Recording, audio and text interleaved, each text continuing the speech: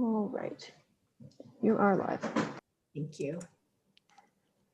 Good afternoon and welcome to the February 22nd, 2021 Park Advisory Committee of the East Bay Regional Park District. Chair Rickard, would you like me to take roll? Yes, please do. But in recognition of the fact that we have 3 new members joining us today, I'd like to change the procedure slightly. Instead of our usual response to being here when you call our name, I would like each PAC member to state their name, their city of residence, and their appointing authority so the new folks can get to know us.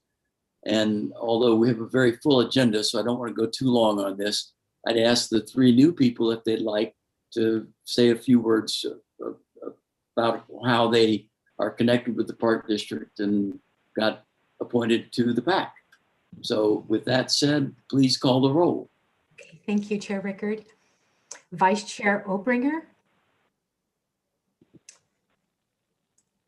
Is she here today?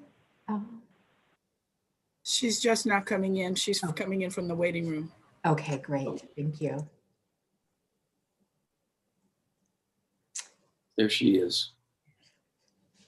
We were just beginning to call the roll. Oh, perfect. I'm present. My apologies. Go ahead and introduce yourself, Carlin. Oh, I'm sorry. Carlin Obringer, and I am appointed to the PAC by the Contra Costa Conference of Mayors and serve on the Concord City Council. Nice to see everyone. Thank you. Member Best. It's Linda Best. I live in Alamo and appointed by Director Lane. Thank you. Member Burke.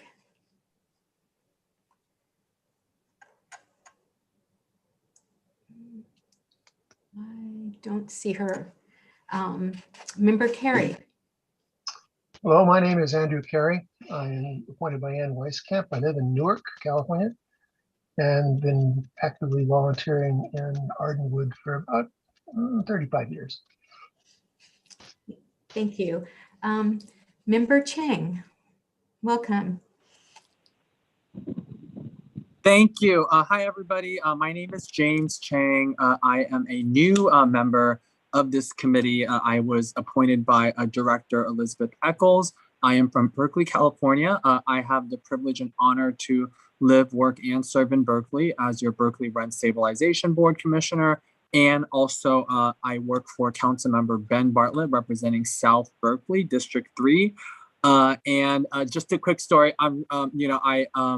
I really wanted to be on this committee, and I love the parks because I remember growing up as a kid, who just moved to the United States, who didn't know anybody. It was at a park in which this family was having a party, and they were playing with a piñata, that this grandma saw that I was alone by myself, and she insisted that I come and join them. And when the candy fell down, I was so scared, and she insisted on bringing me to grab the candy. And at that point, I really found community. And I feel like that's why I really want to be part of this space, because I feel like parks can really do that. And of course, going into our relationship with how we deal with parks. So thank you for letting me introduce myself and sharing a bit about me. Thank you. Thank you. Member Claxton.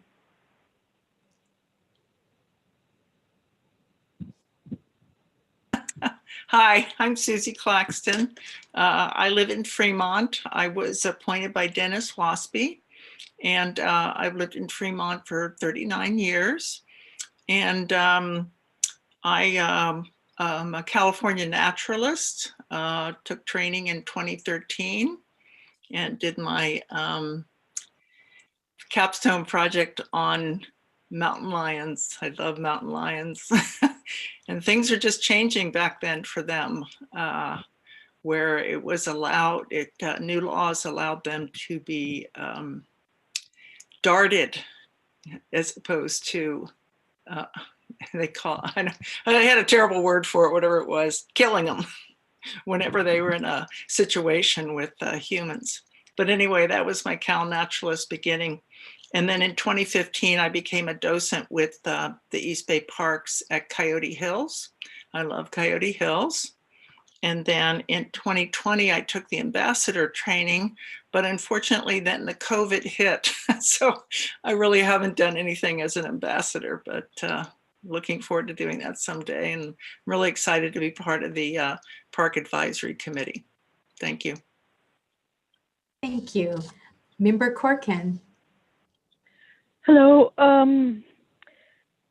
I was appointed by the Contra Costa Labor Council. I live in Ward 2 in Oakland.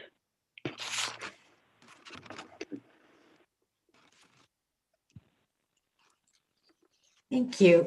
Member DeChambeau.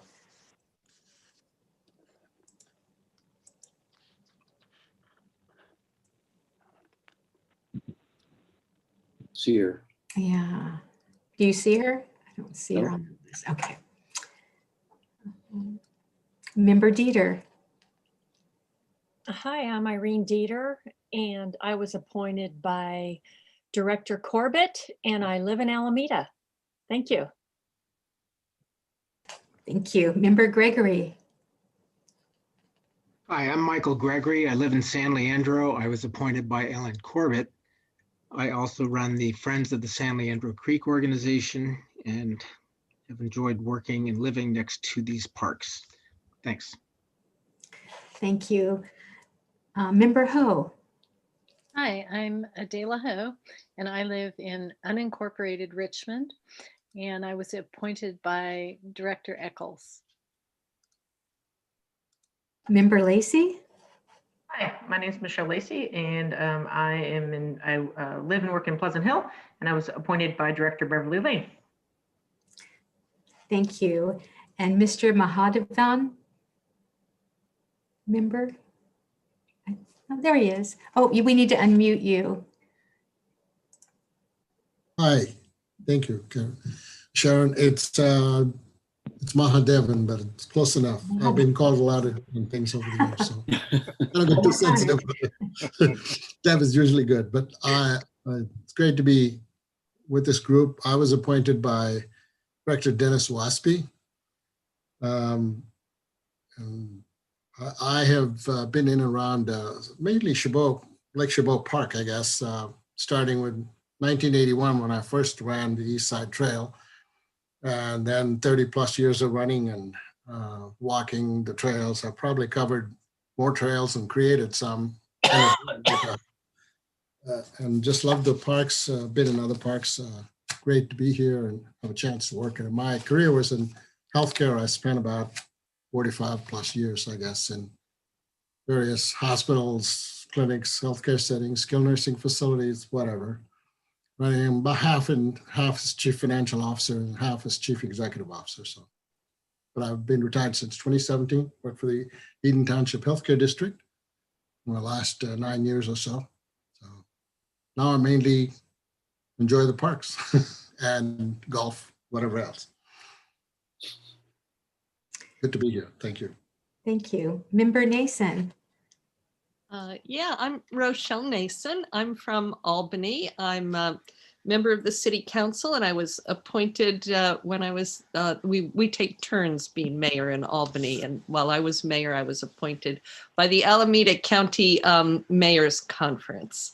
I am retired from 20 years with the League to Save Lake Tahoe. If you know those Keep Tahoe Blue bumper stickers, that was our slogan. And I grew up at Tilden and the rest of the parks along the East Bay Hills, but my area of special concern is our waterfront. Thank you. Thank you. Member Robinson. Hi, Elisa Robinson. I was appointed by Director Coffey, and I live in Pittsburgh. I've been hiking around the East Contra Costa parks forever. So welcome to our new members. Nice to meet you.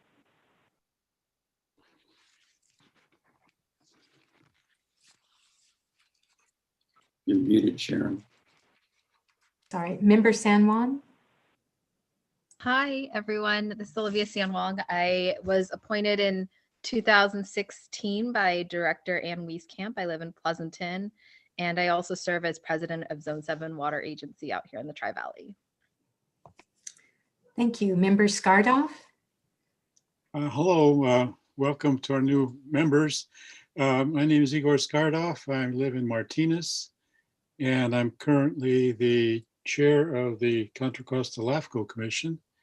We rotate like routinely, and I'm also on the board for the Contra Costa Resource Conservation District.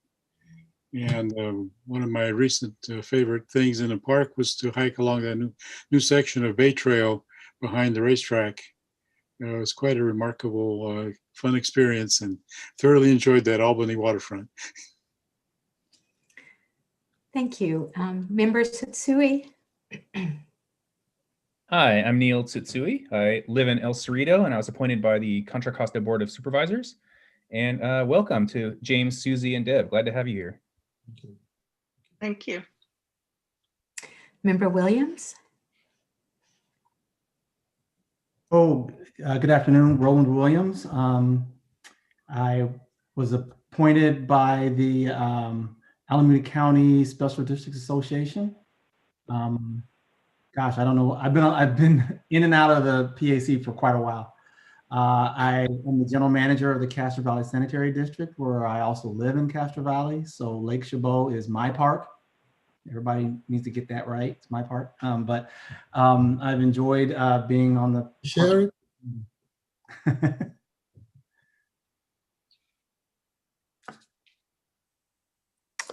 Thank you. Well, and we start the day in a meeting and we end with another meeting. How about that? Chair Rickard? Yes, thank you, Rick Rickard. I live in Oakland, and I was appointed by Director Rosario. And I also joined in welcoming the 3 new members, and glad we're all here.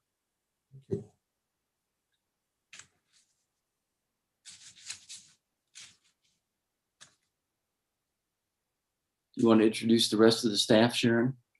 Oh, okay. I did, yes, Member Obringer did speak, correct? I just saw it.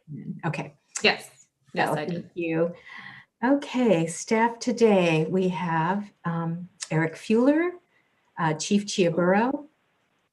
I'm not, Jim O'Connor is present, Carol Johnson, Dave Mason, Alan Love.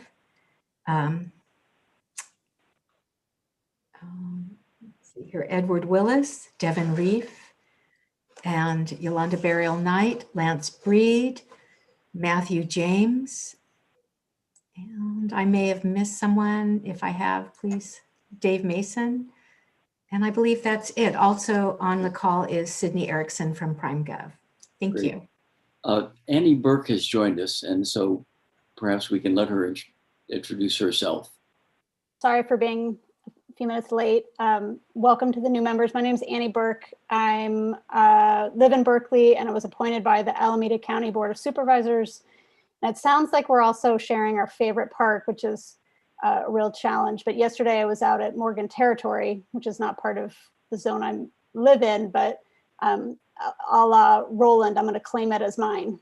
Highly recommend it out there. It's green and beautiful and really special. So great to see you all.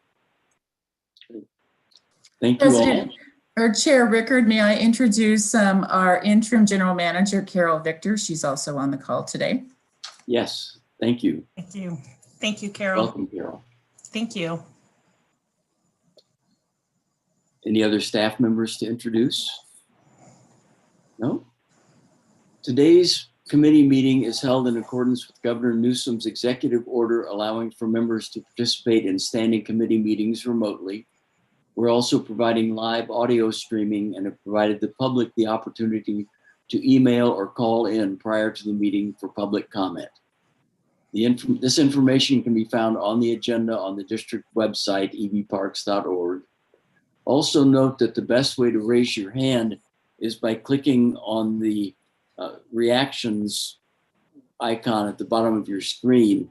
You'll be more visible there than if you're waving your hand and you're off the screen and we don't see you. I believe that our board member, Ellen Corbett, will be joining us later, so I'll probably adjust the agenda to have her speak later in the meeting. And with that, do any committee members have questions about the procedure? If not, the first item on the agenda is approval of the minutes of our January meeting. Are there any additions or corrections to that agenda, those minutes? Hearing none, I would entertain a motion for approval. I move approval of the January meeting minutes. Moved by Carlin, I was second. seconded by Linda Best, I believe. Yes. Yep, okay. Madam Secretary, would you call the roll? Thank you. Vice Chair Obringer, Yes. Member Best, Yes. Member Burke, Yes. Member Carey, Yes. Member Chang, Yes. Member Claxton. Well, you might abstain. Yes, yes. Member Corkin, Yes. Member DeChambeau,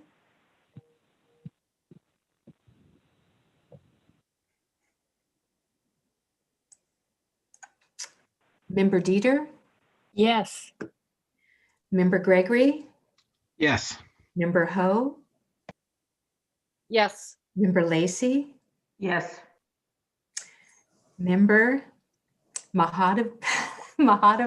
I'm so sorry. Abstain. Member Nason, Aye. Member Robinson, Yes. Member San Juan, Member San Yes. Juan, Yes. Member Skardoff, Yes. Member Satsui, Yes. Member Williams, Yes. and Chair Rickard. Yes, Thank you. thank you. The next item on the agenda is the foundation update.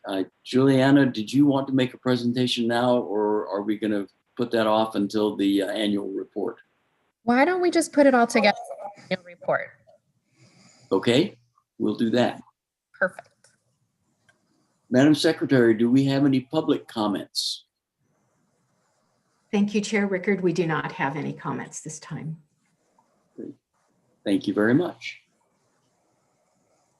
The next item on our agenda is the first presentation by the interim general manager, Carol Victor. I want to say a couple of things, Carol, if I can, before you make your presentation. I want to acknowledge that she has stepped in at a difficult time to fill some big shoes in the district. And all the indications I have are that she's done a great job of holding things together and moving the organization forward during this period. And so we all owe her a debt of gratitude for that. Thank you for that. Also, I suspect that when questions come up at the end of your presentation, there will be questions about the search for a new general manager. And I don't necessarily want to put you in a position of trying to outguess the board. But I will report that I spoke with President Rosario today, and I understand that the search is going forward very successfully. There are some terrific, well-qualified candidates being considered, and it sounds likely that there will be an announcement coming within the next several weeks. So with that said, stay tuned and we'll get you information on the new GM as soon as it is available. And with that, I'll turn it over, Carol, to you for your annual report. Oh, thank you, Rick. I really appreciate the kind words and also trying to get me off the hot seat with the general manager recruitment. So I will, I'm going to share my screen with the PowerPoint. I'm going to turn off my camera because I need to use both my screens. So I'll just be a minute.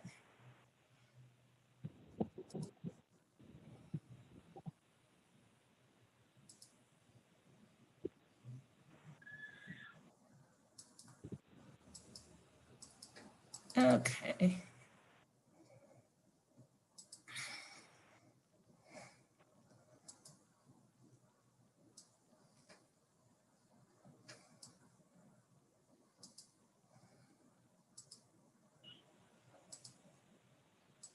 Okay, can you see my screen?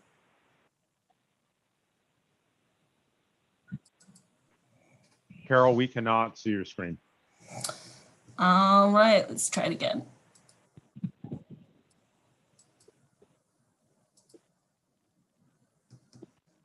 And you should be able to see it now.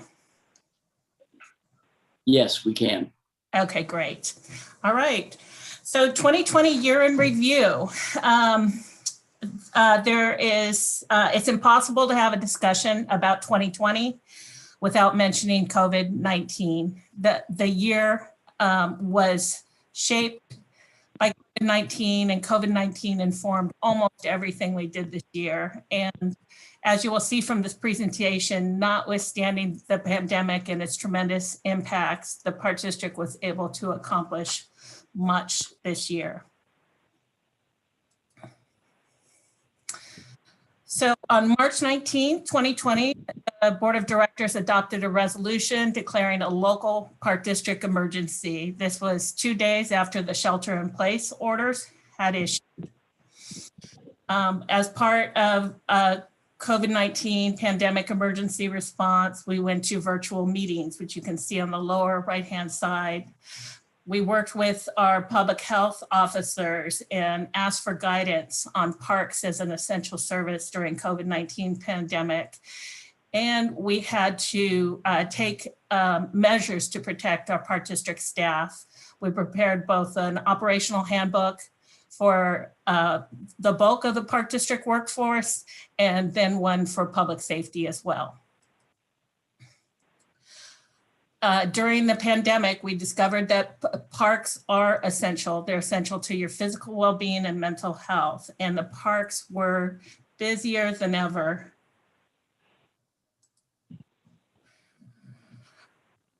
We also had to do a community outreach campaign to try to bring, with all the new users in the park, to try to educate them as to COVID best practices and then how to be a good park visitor. Our public affairs team did a huge public information campaign, I Am EBRPD, featuring our park staff. We had signs on COVID protocols printed in Spanish and English and posted throughout the park. Our exhibit design printed countless signs.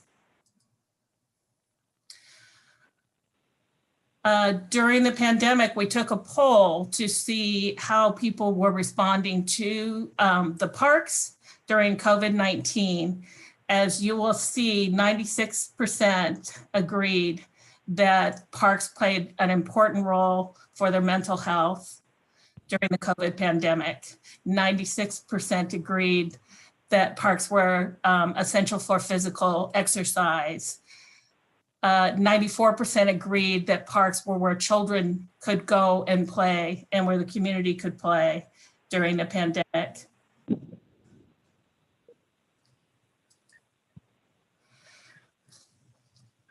So notwithstanding COVID-19 and how it impacted us, we had a major park opening in 2020, and this was the Judge John Sutter Regional Shoreline, named after our former board member, Judge John Sutter. He's there in the upper right-hand corner. In the 60s, John Sutter stood in this location when it was part of the Oakland Army base and said, this should be a park one day. And 50 years later, it is a park. This pier was built by Caltrans and a coalition of other agencies on the old piers of the Bay Bridge.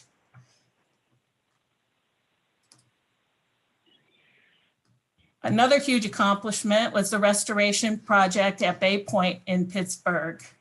And we cut the, you can see the tape cutting, ribbon cutting there, and this was restrooms, trail improvements, and a restoration project for the marsh there at Bay Point. Another huge project that I heard mentioned in the introductions is the completion of the Bay Trail to close the gap between Buchanan and Gilman.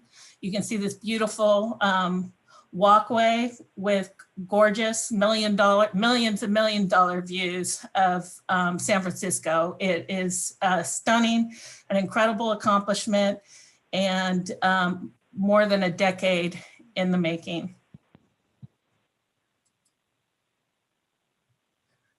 We also had a major milestone by adopting the Concord Hills Regional Park Land Use Plan and Environmental Impact Report. This was adopted on July 7th, 2020. This will be a new 2,500 acre regional park. We have constructive possession of the property through the Navy, and we expect to receive the public benefit conveyance sometime this year.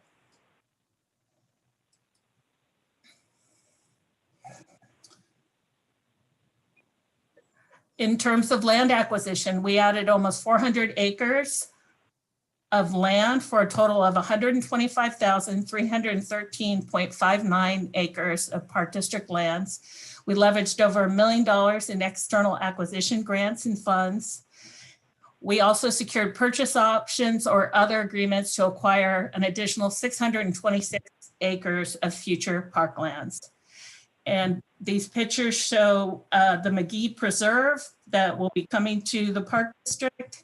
And also, this is one of our newest acquisitions in the Bishop Ranch open space.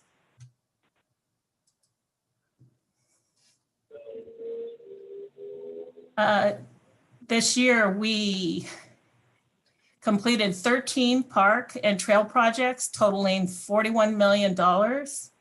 In the upper right-hand corner, you can see the restroom construction at McLaughlin East Shore State Park, Brickyard Cove. On the lower left, you can see the construction project at McCosker. This is the largest creek restoration project in Northern California history. And to the right, you can see the restoration project at Encinal Beach and Alameda Point. We've also begun site stabilization of the Tidewater Day Use area at Martin Luther King Park. And we also completed a district-wide sanitary sewer assessment report.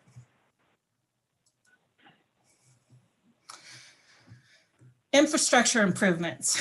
We completed approximately $2.6 million in paving projects under our pavement maintenance and preservation program using our internal fund and Measure J funding. We resurfaced over 1/2 mile of trail at Crown Beach for ADA compliance.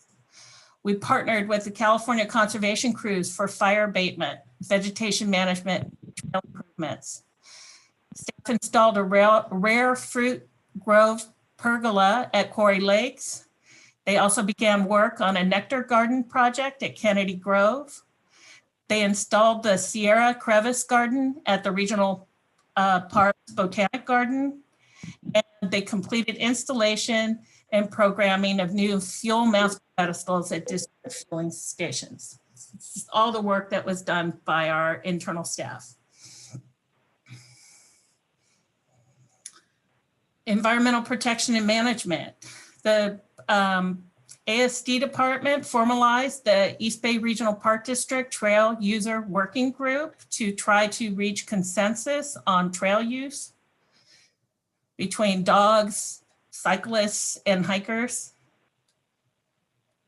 We co-hosted the Bay Trail Risk Assessment and Adaptation Prioritization Plan, initiated the Hayward Marsh Restoration Plan, and completed installation of an oxygenation system at Lake Anza.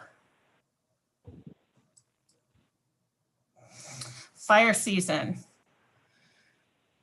As you know, 2020 was the worst fire season in California history.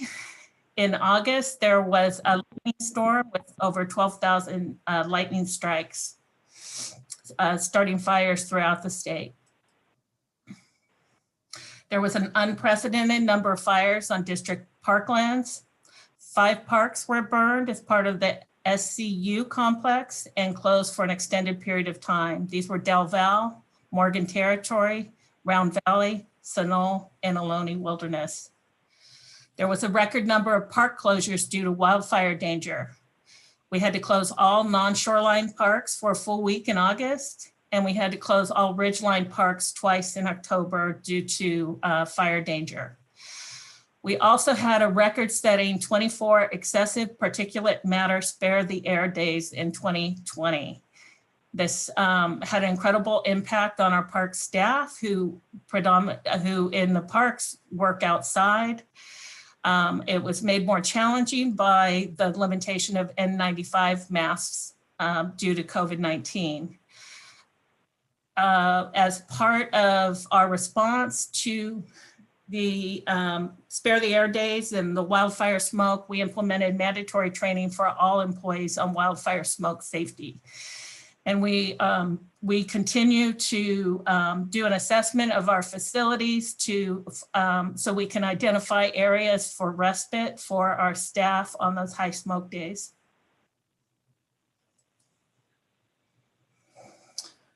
Our fuels management program is continued to go strong in 2020. We participated in mutual aid with CAL FIRE, responding to the SCU Lightning Complex, the LNU Napa Incident Glass Fire, and Castle Fire. We hosted a roundtable with East Contra Costa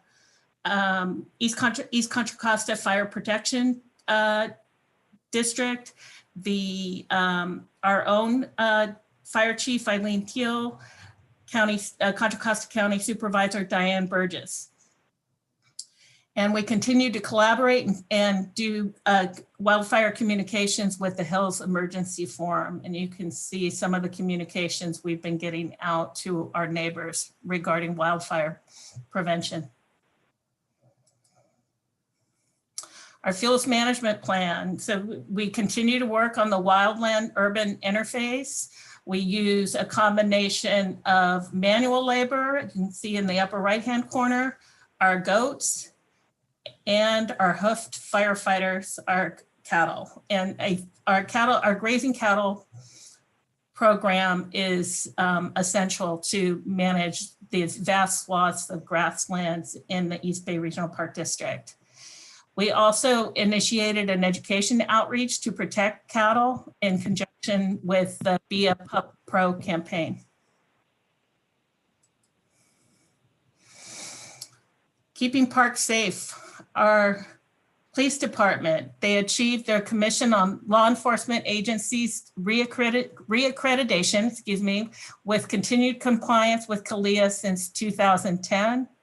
This accreditation means that our park police follow best practices for law enforcement. They completed a radio reprogramming for all of our eBrex radios in public safety. There were over 17,000 incidents in the parks, calls for service over 9,000, and they closed 600 cases.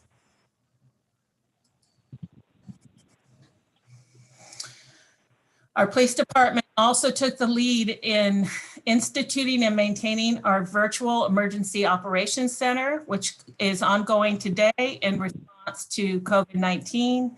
Our EOC includes logistics, planning, operations, and finance sections, and helps manage the district response to COVID-19 pandemic.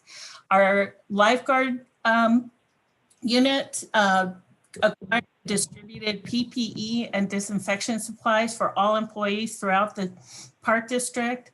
They also implemented COVID-19 prevention protocol inspections for all work sites within the park district. Our lifeguard staff, we did not have a swim season this last year, and they pivoted and have been just crucial in our COVID response and keeping our workforce safe. Our Healthy Parks and Healthy People campaign. We held a UN International Day of Peace virtual celebration with community faith-based leaders and youth from MLK Junior Freedom Center. Around 100 people online attended. We conducted 2 multicultural wellness walks in January and February. Held 11 multicultural wellness and fitness virtual classes, and filmed and broadcast a series of COVID-19 PSAs focusing on safe park visits and health and wellness. And these were done with Doug McConnell and partnering with park agencies across the East Bay. In 2021, we plan to install a peace pole in 12 languages, and it will say, "May peace prevail on earth." And 2 of the languages will be native languages.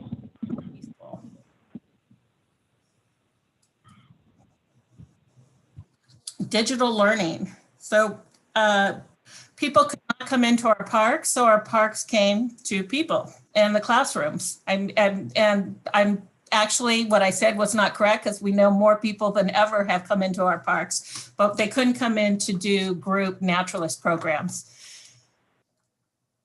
So staff pivoted to a digital learning format. They did, and this number is correct, over 2,000 pre-recorded programs and reached over 340,000 people. They also launched Samaritan, which is a new user interface for interpretive services and volunteer program scheduling.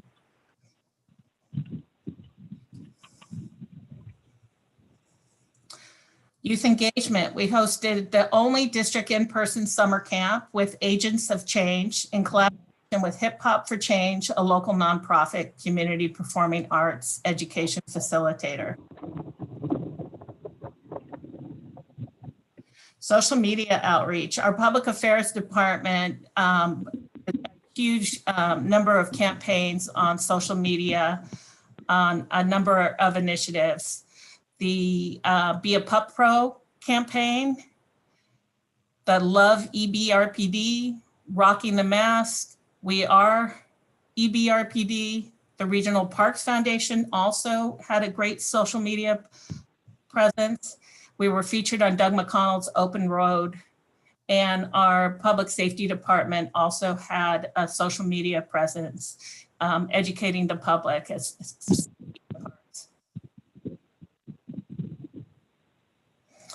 our board of directors had an extremely busy year. They, under Governor Newsom's executive order, they initiated and conducted all board meetings since March 19th virtually. They authorized over $500,000 of funds for COVID-19 emergency response within the district.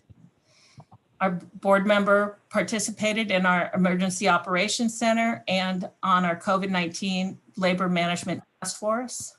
Our board publicly denounced racism and stood in solidarity with BIPOC.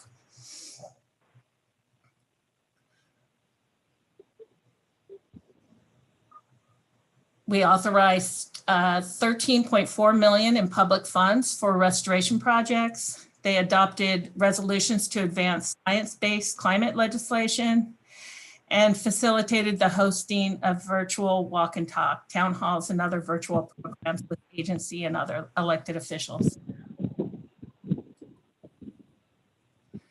Fiscal responsibility. Our budget was balanced. We have a AAA rating. We received the Distinguished Budget Award and Certificate of Achievement for Financial Reporting for the 19th consecutive year, with special recognition for our performance measures.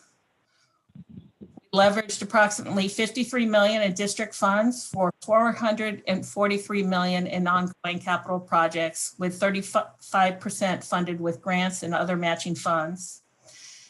And we had an economic report performed by Beacon Economics that found that the economic and fiscal impact of one-time project construction related to upcoming park district projects is $244 million in direct, indirect, and induced economic output.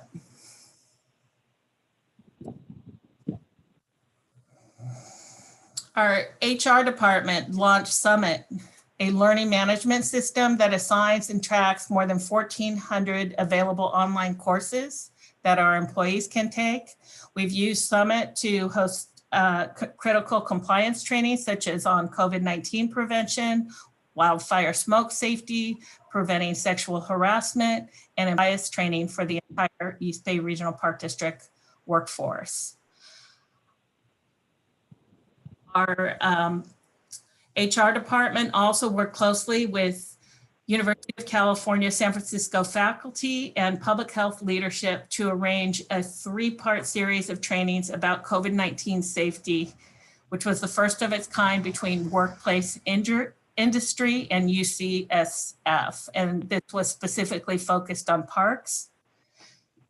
In addition, they coordinated with public health leadership and convened a regional work group between park directors and the Association of Bay Area Health Officials.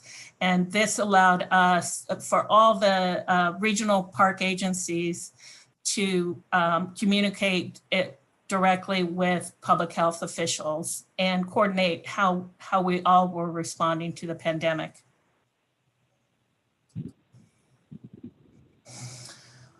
One of the significant transitions of 2020 was the retirement of longtime East Bay Regional Park District employee and general manager, Bob Doyle.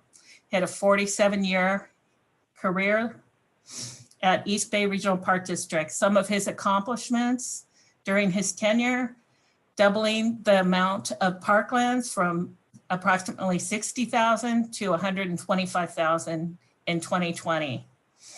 20 new regional parks were opened, created the country's largest urban regional trail network with over 200 miles of regional trails, expanded urban shoreline parks covering 55 miles along the bay, and helped secure over $1 billion, that's correct, for improvements in programs through grants, bond measures, and state funding.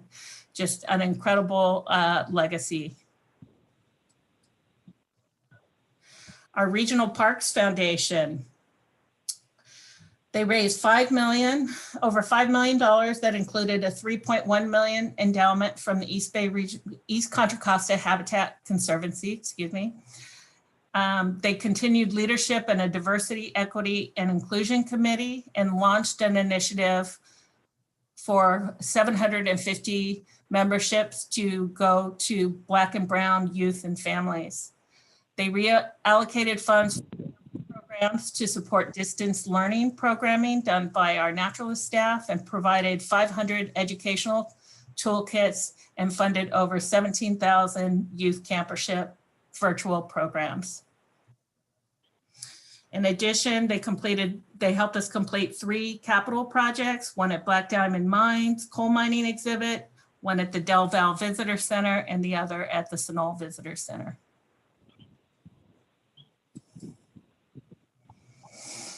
Moving on to priority projects for 2021.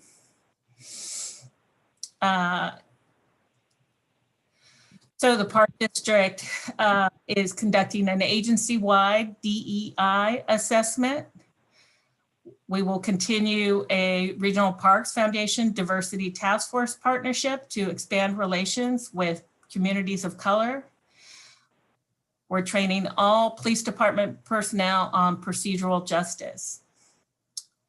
COVID-19 recovery will involve advocating to the legislature to qualify for and obtain relief funding. We will also implement a plan under public health guidance to return our employees to the main office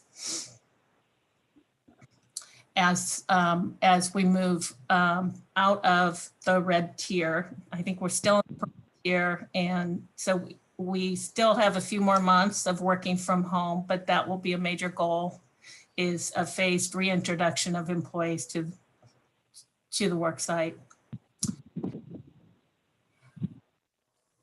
We are opening our newest family campground, Dumbarton Quarry by the Bay at Coyote Hills, hopefully in 2021. It's well under construction as we speak. We intend to complete the Southern Los Trampas Land Use Plan Amendment for 760 acres of parkland. We will continue to collaborate for the San Leandro Creek Trail extension from Hegenberger to 98th Avenue. We will complete installation of 3 new multilingual visitor center exhibits.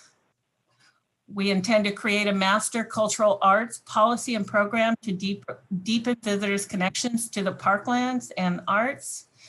We're promoting dog owner education and trail user etiquette through multiple communication channels. On the environmental stewardship side, we're going to complete the San Francisco Bay Trail risk assessment to identify vulnerabilities and priorities for addressing the impacts of sea level rise, continue restoration work along the Hayward Regional Shoreline, complete pond restoration and water efficiency projects in Pleasanton Ridge, Morgan Territory, and Guerin, and conduct a feasibility study for restoration options at Tilden's Jewel Lake. And on the wildfire fuels vegetation reduction, we will continue our hazardous fuels reduction work.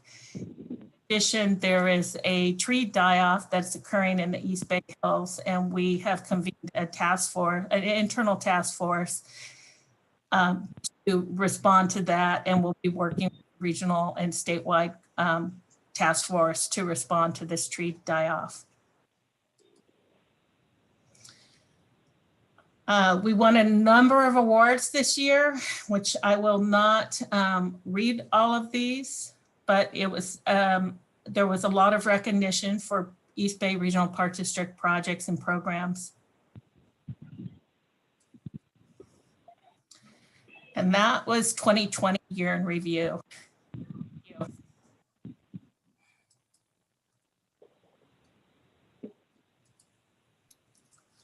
Thank you, Carol. Are there questions for Carol?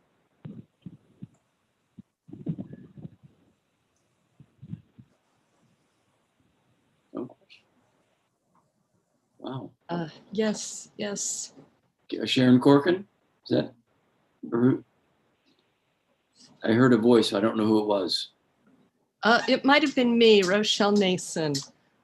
Okay, Sorry. yeah, if people can use the hand raising on the dismiss list, that's the easiest way. I see you, Michael, but let me hear from Rochelle first. Michael can go first, not a problem. I'm still dealing with my tech here. Okay, Michael. Well, thank you for the presentation. A couple of things that jumped out, of course, continued work with the San Leandro Creek, and we really enjoy the support we're getting from trustees Rosario and Corbett. My question though is tree die-off. I know it's a developing story. Is there a way the district can provide us or the public with updates on what the heck is going on? Because it's alarming. So the tree die-off, I would say it's very concerning. We have been in touch with our regional partners and with CAL FIRE and Cal EMA, Emergency Management Agency, to respond. What we know now, or what we think we know, is that it appears to be an opportunistic fungus that's attacking the trees. And probably the drought, their drought stressed and climate change has contributed to the ability of this fungus to take hold. USDA is studying the pathogen. And the Park District will likely be doing community meetings in the spring as we get more information and have more to report. But it's going to take federal, state, and regional dollars to address this tree die-off. Thanks. Rochelle. That was my first question, was also about the tree die-off. Is it affecting trees beyond the eucalyptus, or is it various species? Or my understanding is that it's affecting acacia, eucalyptus, and some of the brush. Okay, thank you.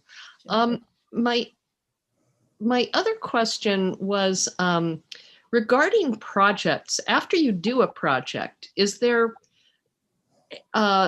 any process for input about, what worked well and what didn't work well, objectives met, or objectives not met, that kind of retrospective analysis. So for future planning is. So I do know that we are constantly trying to do better.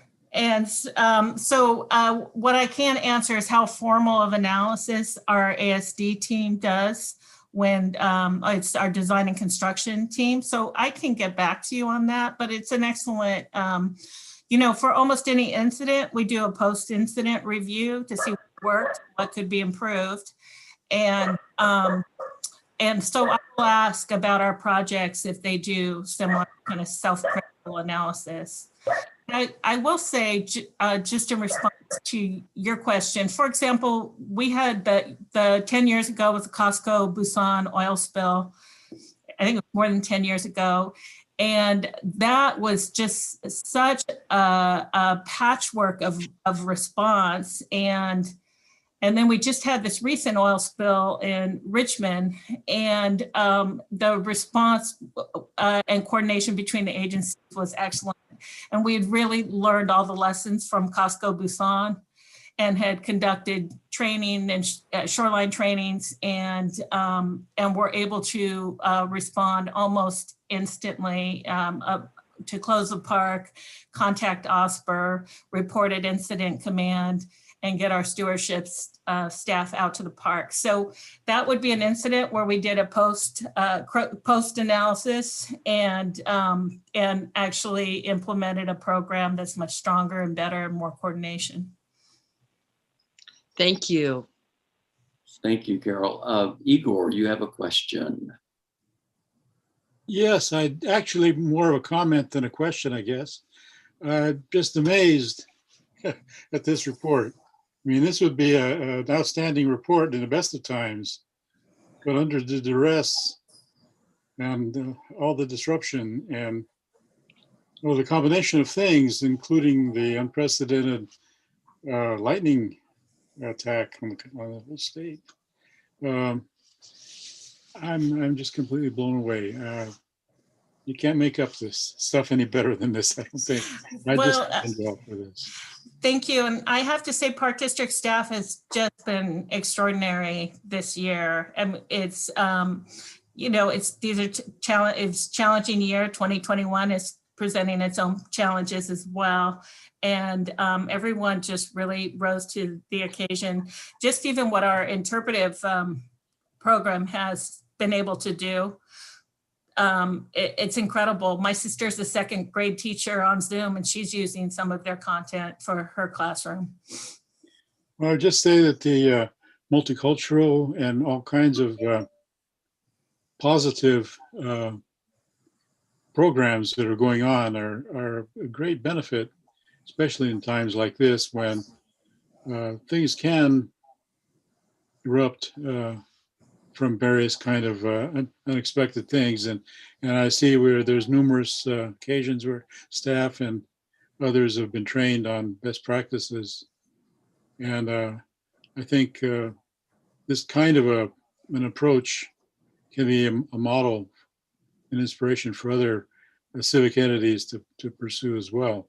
Doing a lot of positive, creative encounters of interactions with the community, I think, goes a long way. And I think that I was going to suggest a bunch of stuff, but you were doing most of it and plus more. So I want to commend you again for that. Thanks, Igor. Carlin, you have a question. I do. So first of all, I concur with my colleagues. Excellent work, and thank you for that thorough report, Carol.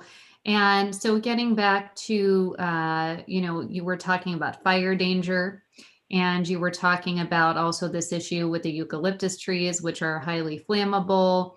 And so I'm just wondering, is there some kind of, I guess I'm curious, like what kind of work might be underway potentially as a partnership between like the Park District and the Park District Board in partnership with the Board of Supervisors in the two counties, as well as even city officials. As I know, for example, in the city of Orinda, I was talking with a council member recently, and she mentioned that one of their highest priorities is getting a chipper and really kind of trying to address, because they have a lot of trees. So I'm just wondering, is there a proposal to do some kind of regional effort, some kind of bond, something? Because this problem isn't going away, Right. especially since we're in drought. So just curious about that. I think that, there's a citizen effort out there to form a regional agency in terms of, and so we are looking at that, but our, how we engage our regional partners is usually through the fire department and chief to chief at that level, and then meeting with elected officials from other agencies when these questions come up.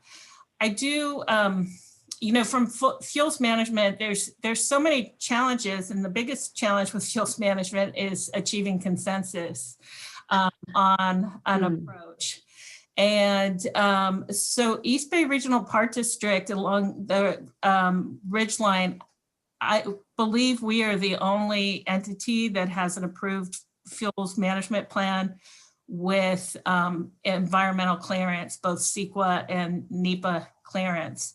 And so we continue to implement our plan, and it's an adaptive management plan. So it allows us to adjust as conditions warrant. And that plan we divide the park district into recommended treatment areas, and then our fire department and our stewardship department identify the high priority areas, and those are the areas we designate for treatment. With an issue like the tree die-off that we're seeing, I do think that there is going to be a greater need for more regional cooperation, and whether that's a working group or another governmental entity, I think that remains to be seen. The Park District is also part of the Hills Emergency Forum, which represents, it has representation for all the communities along the East Bay Ridge lines. Great. Well, thank you very much. Thank you. Great. Thank you, Carol. I don't see more questions, and I guess we Rick, I have a question Yes. Carol, if you could. This is Sharon Corkin. Yes, Hi, Sharon. go- Carol, hi. I have a question regarding the the Chevron oil spill, and whether or not the district has received a damage assessment, an environmental damage assessment on the recent spill. Thank you, Sharon, for the question. So the damage assessment is being undertaken with OSPR, with the Office of Spill Prevention and Response. And so they take the lead on the natural resource damage assessments, and they work with Fish and Wildlife Service, both at the state and federal level, and NOAA. And our East Bay Regional Park District stewardship staff will be part of that assessment. And we will work with them both to assess any damages, and then and also to recover costs from Chevron for our staff response, and also for the impacts to the beaches, because we had to close the park for a couple of days, and we had to close the swim beach. So we want to be compensated for the lost recreation value. And then if there was environmental damage, there will be environmental mitigation also that the trustees will pursue against Chevron. Okay, thank you. Sure. Okay. Any other questions? If not, thank you again, Carol, for stepping up to this and getting us through this period, and we'll move forward. Well, thank you. I really appreciate being here and all the thoughtful questions. Great. Okay. Next item on our agenda is the Regional Park Foundation Annual Report. Carol Johnson, I assume you are the reporter. Well, good evening. It is evening because it is after 5 o'clock. I'm representing the foundation as its executive director, but I have asked for my chief administrative officer, Juliana Shermer, to be here and to make the actual presentation. We had quite a year last year, despite all of the challenges you just heard regarding COVID. So with that, I'd like to introduce Juliana. Thank you, Carol, and good evening, everybody. Hope you can see me. I'm not sure what's going on with my background here. Give me just 1 second and I'm going to share my screen.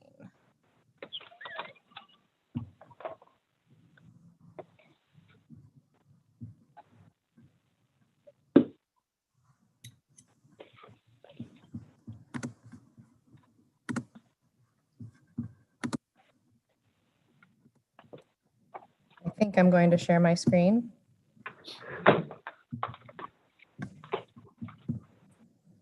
Here we go. Can you see that? Yes. Okay, perfect. There we go.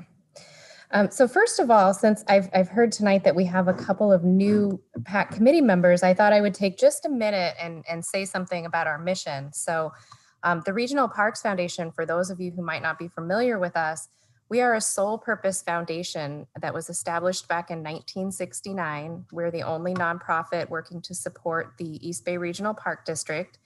And we do that through fundraising. And our goal is to provide universal access, environmental stewardship, educational and recreational programs, and the acquisition of parklands. So through our history and working with the Park District, we've worked closely with them, but also in concert with this PAC group in identifying things that might need some additional support or attention or some fundraising objectives that we can work together to help accomplish the goals. All right, so with that, I'm going to go ahead and go into the presentation, and these were our accomplishments for 2020. So first, I have to say some wonderful things about our team. We are a small but mighty staff. And for those of you who have followed us over the last couple of years, you may have heard us say that we've been short a staff member or two here or there. And 2020 marked the first year that we had 100% of our current positions staffed. We have a wonderful team. I have to say they've transitioned beautifully to working remotely. Been able to take all of the equipment home and processing the memberships and donations and answering member and donor phone calls and emails. So I'm just very proud of the work that they've been able to do in spite of such a challenging year. And this was one of the ads we went out and filmed. Social distance, of course, but just to show people that we also think parks are essential. As for our fundraising achievement, this is our 10th year of consecutive growth.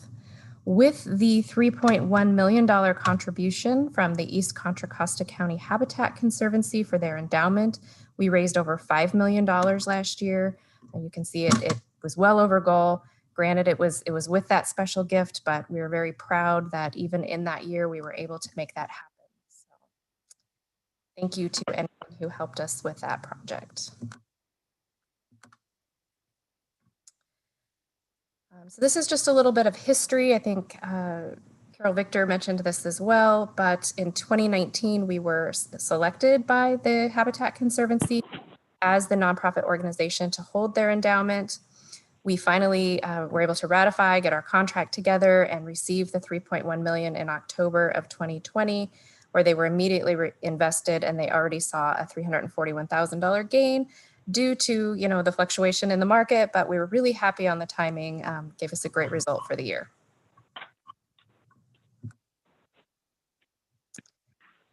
We want to drill down just a little bit into our fundraising snapshot. These are some of the programs that we manage and some of the goals that we set every year.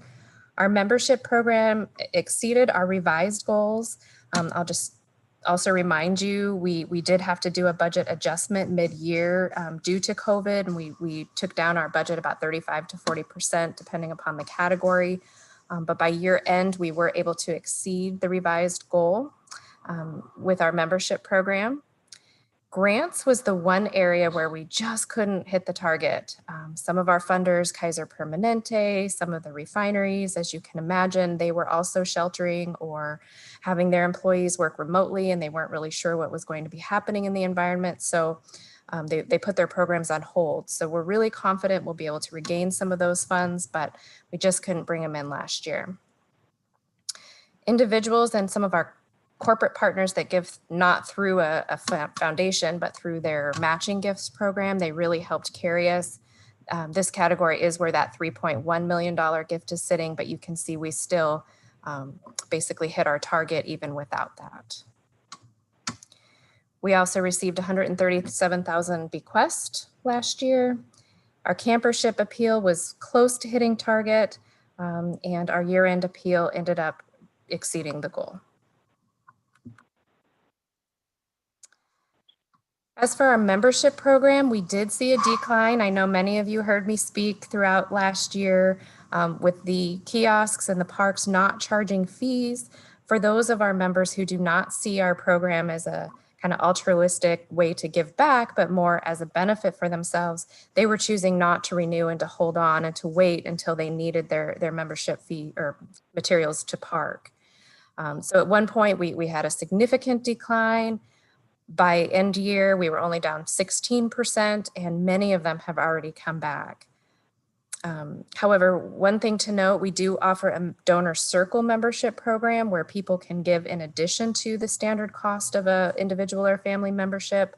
Those categories go from $250 all the way up to $1,200, and we saw a 14% increase in people joining those. So we felt that was definitely a positive sign that people wanted to support their parks. In addition, we launched our reoccurring renewals for Donor Circle members. This is an effort where people can select at the beginning that they don't want us to continue to remind them year after year, that they can just go ahead and auto renew. It will bill their charge card. We are piloting it with the Donor Circle, but I think we are now ready to roll this out for all members. So we think this will reduce some of our operating costs. As I stated before, we successfully moved our operations off-site, and we also were able to lay the groundwork for a corporate membership program, and we're also working on a free membership program for our Black and Brown community members and those who are underserved.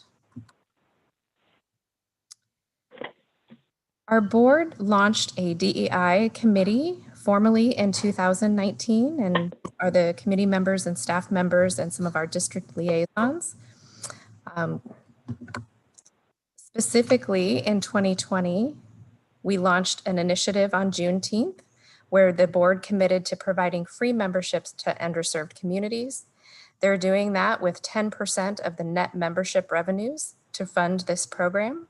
So we estimated in 2020, 750 memberships would go to Black and Brown youth and their families, and this will be an ongoing program for the foundation.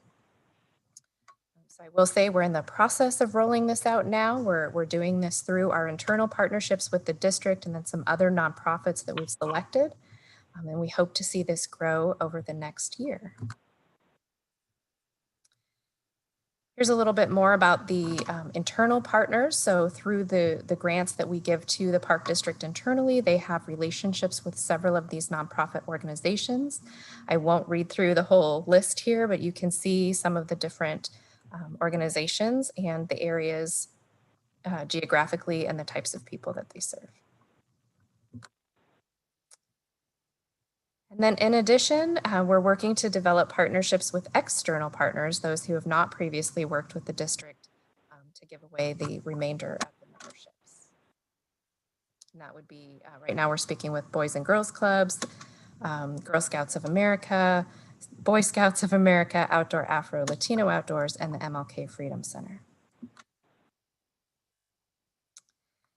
One of the things I would like to highlight, I'm not sure we have a slide on this, but in the year 2020, we were actually able to honor the budget that we had put together to give the Park District for the grants. And we had increased our giving to $620,000 in 2020, and that's almost a threefold increase over previous amounts. And that funding went to these programs. So we were able to purchase 1,800 life jackets. Even though the swim programs were not happening, we were able to have them replenished, and they are ready for the next swim season, hopefully in 2021. We served 1,210 folks through the youth job fairs and some of the early multicultural wellness walks and shine. And then we also put together toolkits for distanced learning. That was one of the new things that we did. We allowed them to reallocate the funding we would have used for transportation and food for some of the on-site programs to put together these backpack kits for families to be able to do outdoor education activities at home. So in total, through all of the programs that we funded, Interp and Rec Services were able to serve 17,914 individuals. That's up almost 50% despite the program cancellations. I will say that is largely due to some of the virtual programs that they put together, from Parks to People, which is the, again, the virtual programming that they do through normally the Mobile Visitor Center, but right now it's all online.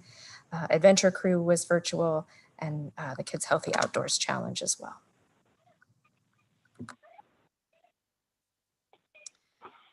In addition, we helped, I think you see them filming this here, they were also professionally done, but we were able to help them purchase the cameras and microphones and the equipment that they needed to produce some of these online videos that we have all seen and been using over the last couple of months. And this shows here that specifically with the Parks to People program, we estimated almost 7,000 connected through the Ohlone Village experience alone, that one experience. Here's a little more on the toolkits. We created 500 of them. There's, I don't know if you can see it, but those are all the little goodies that went inside the learning for the youth and their families. And I think they've been really popular, and they are already asking us for more funding to create more of them for 2021. So that's something that we're working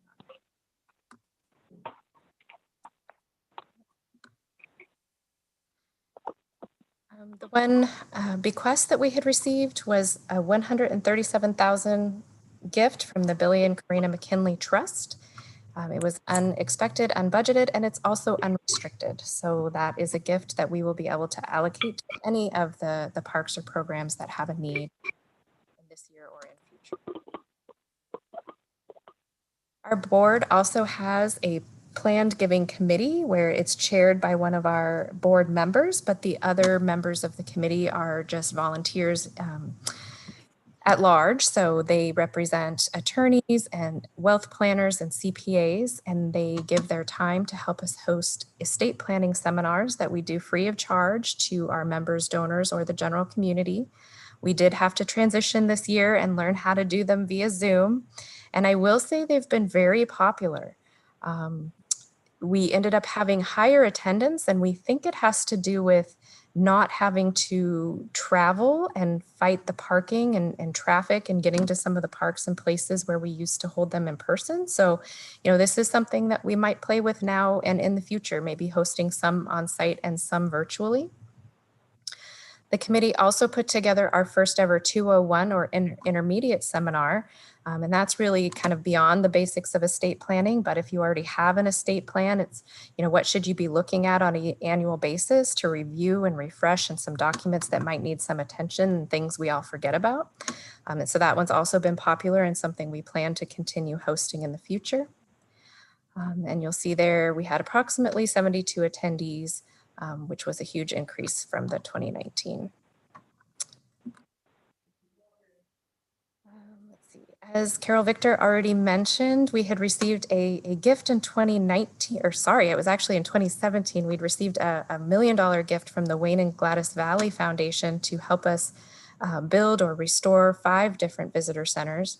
A couple of them have already been completed and a couple are still underway.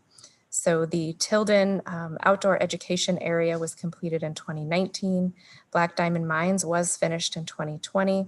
And then the 3 remaining are Shadow Cliffs, the Sunol Visitor Center, and Del Val.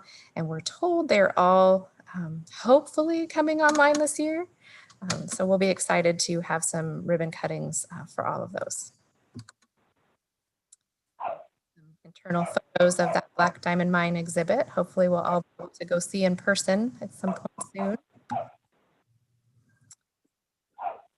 In addition, we were able to onboard 2 new board members, the first being Bob Brown. He is the director of the Bay Area Region and California Regional Affairs Western States Petroleum Association director, and Nick DeHagia, at the time was the executive vice president of the Oakland Zoo. He has since been promoted to CEO, so he is now on our board, and we're thrilled to have both of them. And here are our remaining board members. You can see some of the folks who we work with every year, and hopefully you recognize some of these names. And finally, I'll end with our priorities for 2021. As with many in the district, we're not really taking on a whole lot of new projects, but we are kind of keeping status quo, making sure that we keep our membership program and donations moving forward. We're continuing our messaging and community engagement and looking into hosting some virtual events.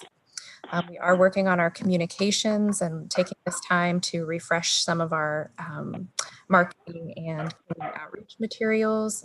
Also looking at our website and what can be done there.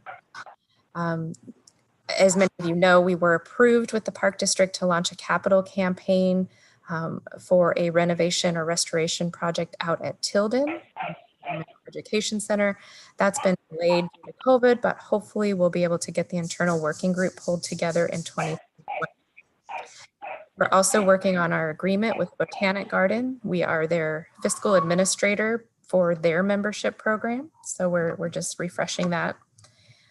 And yeah, just working with our staff to keep things going. And that ends our presentation this evening. So I will stop and see if anybody has any questions. Great, thank you, Juliana. Are there questions for Carol and Juliana? Carlin. Thank you very much for another great presentation.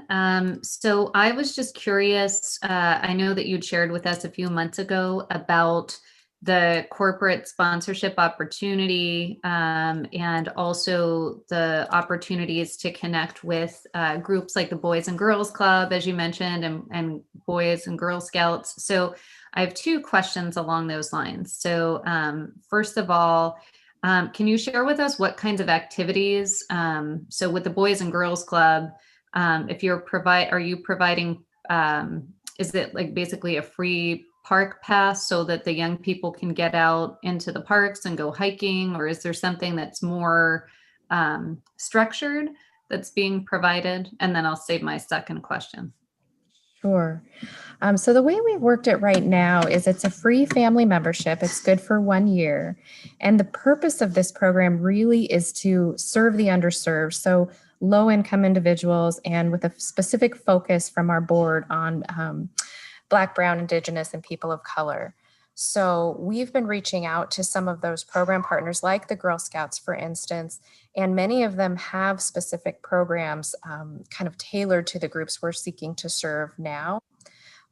So we're reaching out to their program directors. We're trying to figure out what programs they have, what range they serve, because we really do want to serve both counties. We want to make sure we're equal with boys and girls, that everybody has equal access. So the goal right now is they would have, we've put together a pre-survey and a quick kind of information where we can see their history with the park system, what they know about us. We'll give them their free membership through the partner agency. And then we're hoping to collect a post-survey at the end to kind of tell us a little bit more. How did they use it? What parks did they visit? Did they have any barriers or other things that limited them from using the park system?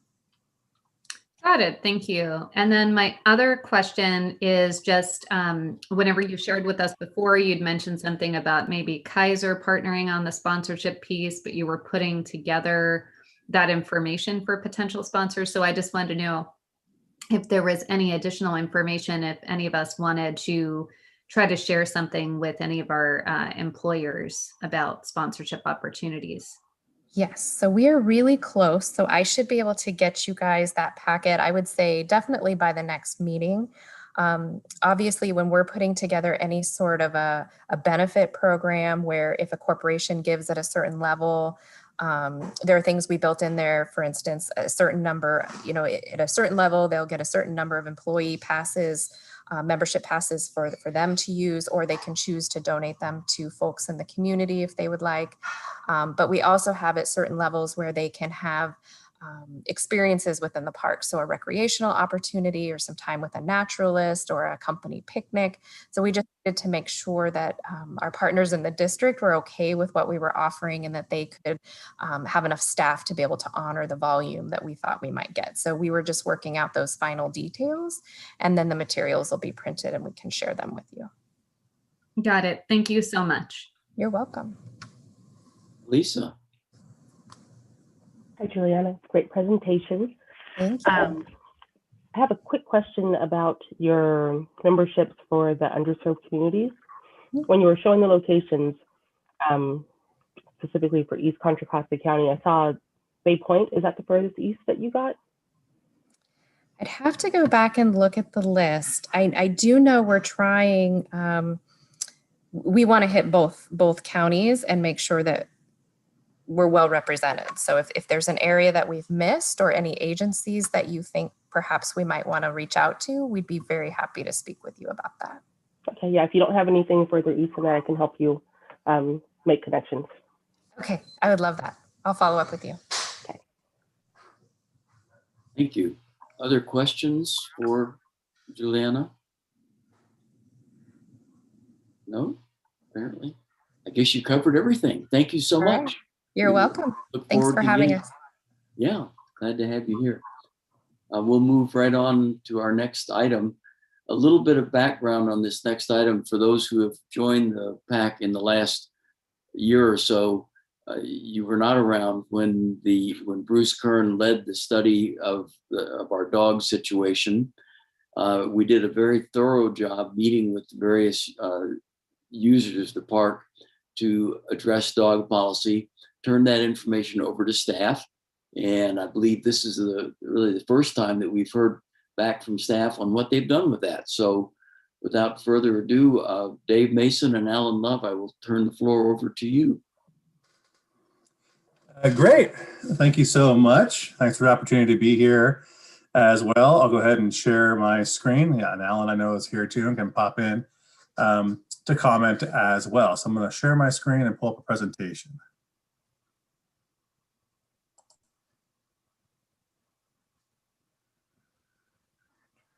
As Dave's bringing that up, I just want to thank everybody for the opportunity to kind of give some feedback on all the education that we've been doing with dogs throughout the parks based on the PAC's report. I think it was in 2018.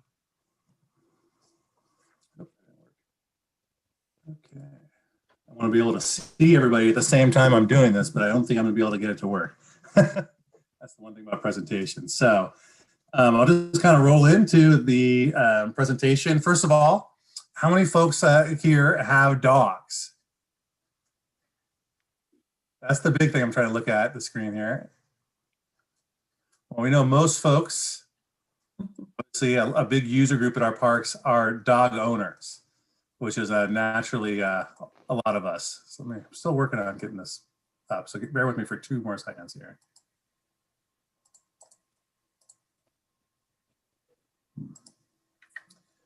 Anyway, I guess I'll just verify. Can everybody hear me? Yep, we can hear you, Dave. Okay, great. Just having a little difficulties here and be able to see the meeting itself, but I can do the presentation. So the first thing, Alan was just mentioning kind of where this came from, why a campaign. A couple of just starter points really are just some factoids out in the public in that arena that the district is known as kind of one of the most dog-friendly districts in the country because of its dog policies and dog users using our great lands. So it's obviously a large user group as well. We've noticed from research, but also anybody going to parks can kind of tell as well that obviously they're a gigantic, large user group in the parks, utilizing the parks on a daily basis. Not to mention, obviously, commercial dog walkers as well that are out and about in the parks. And where the emphasis of this really came from was the Park Advisory Committee.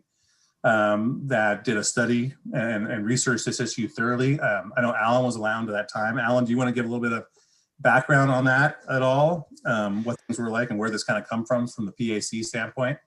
Sure. So one of the things that the PAC undertook in 2018 was kind of looking at the dog engagement and dog use and how it affects the park district. And they published a report in 2018 that really kind of outlined some of the key findings of stakeholder engagement and things like that, and made several recommendations. As many people are aware, the park district offers commercial dog walking throughout many of its parks. So that was one of our key stakeholder groups, as well as some groups that are don't have the best opinion of dogs. So they tried to see both sides of how dogs are being used and viewed in the park district. And really, it was a comprehensive document chaired by Bruce Kern, who was the PAC president at that time, and then later adopted by the board of directors. Great. So yeah, I mean, as we know, this comes basically from this group here. Bruce Kearns, who was the chair at that time, and really looking at the user conflict. So it's really, at the end of the day, it's about a lot of pieces of being dog friendly, known for that, doing a lot of research. But really, when it comes down to it, there's a lot of conflicts between dog owners in the parks and other users. And so there was kind of this need really to move on and develop a dog owner awareness campaign. So that group actually kind of tasks everybody, the district, mostly public affairs, with developing a program to get out and educate folks out there. So some of the things we came up with are kind of identified as goals for this campaign. Really are kind of whatever we did, we want to make sure we remained a dog-friendly district. That was an important piece of things in this process. And of course, from a practical standpoint, we wanted to increase the knowledge of dog rules that are out there. So it's not really about changing the policy or the rules. It's really about informing folks of those rules, and obviously getting folks to follow those rules more on a regular basis. So it's not, we know we have a lot of rules and a lot of etiquette that we educate folks on. It's really about trying to make sure that folks are the best visitors they can be when they're in parks, or best dog owners they can be when they're in parks.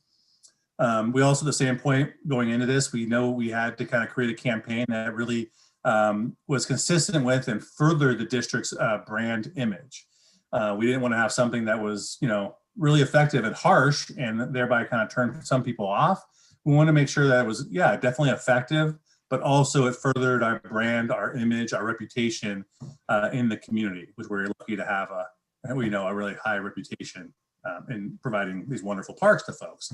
And we wanted to make sure we continued that. And at the end of the day, we also saw that this is an opportunity really for a fun and friendly kind of engagement campaign. I mean, we're talking about dogs here. Most people have dogs or loves dogs. We know they're cute pretty much most of the time, unless they're creating problems in your house or whatnot. But basically, this is a chance to be a little, make sure we had something that was fun and friendly and could be a little cute. Obviously, it's a serious matter in the parks for a lot of folks, but we knew we had a chance to have a little bit of kind of a little fun with this in terms of a campaign. And I think really education over enforcement is such an important part of something that we're trying to really kind of use in all of our parks.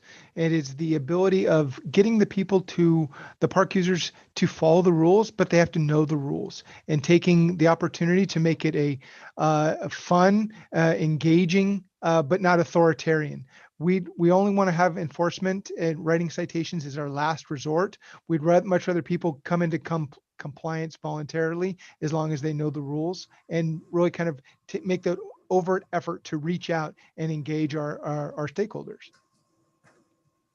Yeah, and so we going into this, we kind of had the idea that we probably wanted to model good behavior rather than kind of demonize bad behavior of a dog owner. So you'll see that kind of when we get things a little further, and that kind of played out with some of the research and things that was done as part of this process. So going back, how did we get here? So we have a campaign now that we've kind of started rolling out in parks, but for folks here, how did we get to where we are today? The first thing Public Affairs really did to kind of kick this off was hire Circle Point Communications to help us kind of develop a program and a plan that we thought would be effective and most effective and tailored, obviously, to the district and its resources and its users. And so we engaged with Circle Point, who's well known, working with public agencies on lot of large scale communication and engagement programs. So this is more of a, we got to use, their expertise on large scale, big ones, and really use it on kind of a, I don't want to say small, but this is not, they do some multi-million-dollar kind of campaigns, and they were able to bring their expertise and help us out in developing this program, mostly because they love the parks, and obviously it was a great subject matter, dogs, as well as parks. So we definitely got some engagement from firms that wanted to kind of be involved in this, which was great, and they did help out a lot. We basically first also developed an internal team to kind of help guide in a leadership way this whole program of developing the campaign plan, and that was really from the public safety side, Alan and Chief Ciaburo, kind of making sure that piece was a major part of this, and a leadership team, public affairs, of course, with myself and Carol Johnson. And we also had folks from operations, Steve Castile and Dan Sykes, who oversees a lot of the parks that have a lot of dog use and sometimes dog conflicts. So we want to make sure we had kind of the right people internally to be part of this to kind of get it moving along. Couldn't have everybody, obviously, but enough to kind of move things along and then engage other pieces later in the process. So internal engagement was key. External engagement also was key as part of this process. We want to make sure that we had an effective campaign at the end of the day, something that would resonate with dog owners. And so we knew we had to engage dog owners themselves and people that are representatives of dog owner groups. And so we developed kind of an external kind of group to help provide feedback to communication items in the plan as we developed them. So they kind of helped provide feedback on some concepts, some ideas that Circle Point developed that we developed with them, and kind of help make sure we were kind of narrowing it down, a campaign plan and some themes that we knew were effective and spoke effectively to dog owners, which was important, of course. We could develop a great plan, but we want to make sure at the end of the day, obviously we want to change the behavior and improve the behavior of dog owners. And included also with that was Circle Point helping us out with some dog owner field testing. So taking out some concepts into the field and actually getting, feedback from some run-of-the-mill dog owners actually out visiting the parks to really make sure that we had something that was, on the right track. And I really have to applaud Circle Point because they came and said, which park should we go to? And we said, well, if you want to talk to some dog owners, go to, Skyline Gate at 10 o'clock on a weekday, and you're going to run into some dog owners. And they took that on, as well as Anthony Chabot and Leona Canyon. So they really wanted to look at some of the high traffic areas and really engage with the day-to-day park users. Yeah, and they were great. They actually went out there with kind of almost like a booth, table and some visuals and printouts, and really, talked and had conversations with dog owners that were there. So it was a, positive thing, and also got great feedback at these parks that, are super heavily trafficked sometimes with dog owners. Just to mention too, that these groups, the external group that we had did have a good makeup of folks. We had Mary Barnsdale from Pido, down at Point Isabel, kind of representing dog owners there. I think Rochelle Nason was on that group as well. There's also overlapping here. And Bruce was at least our first meeting as well as part of that group. So we had a kind of a good group, and there was a lot more folks as well, dog owners, a lot of commercial dog walkers that are, reputable and large ones that could provide good feedback. So it was definitely a good group that we had initially meetings with, and then secondary meetings with as well as we developed the program. So what came out of all that research and all that work internally, externally, getting good feedback, testing the messages, having experts of Circle Point involved, was that we found out we really needed to have simple messages. That when we put signage together or went out, we couldn't have something too complex, too long. To be effective, we need to kind of narrow it down and have something that was super simple and to the point, as well as attention grabbing. So it came out that we tested some graphics. Some were more detailed. Some had icons and were detailed, but came back really with, we needed something that was really visual and attention grabbing, and photos, things like, dogs, pictures of dogs themselves were the best thing. We also narrowed it down to some target audiences. We really know we needed to talk to as dog owners and commercial dog walkers. And so we kind of developed our messages and concepts to really go after those audiences and make sure it didn't turn other folks off, but that we really were going to go after and make sure what we did resonated with those folks, since they're the folks we're trying to change behavior or improve behavior with. At the end of the day, we also had an opportunity based on a lot of discussion and talk, and myself and my colleague, Jen Vanya, who monitors social media, that we have an opportunity here to, as messengers, use real people in our regional parks. Not very often do you have that opportunity with a communications plan to kind of, really have most of your messengers be real people and real users.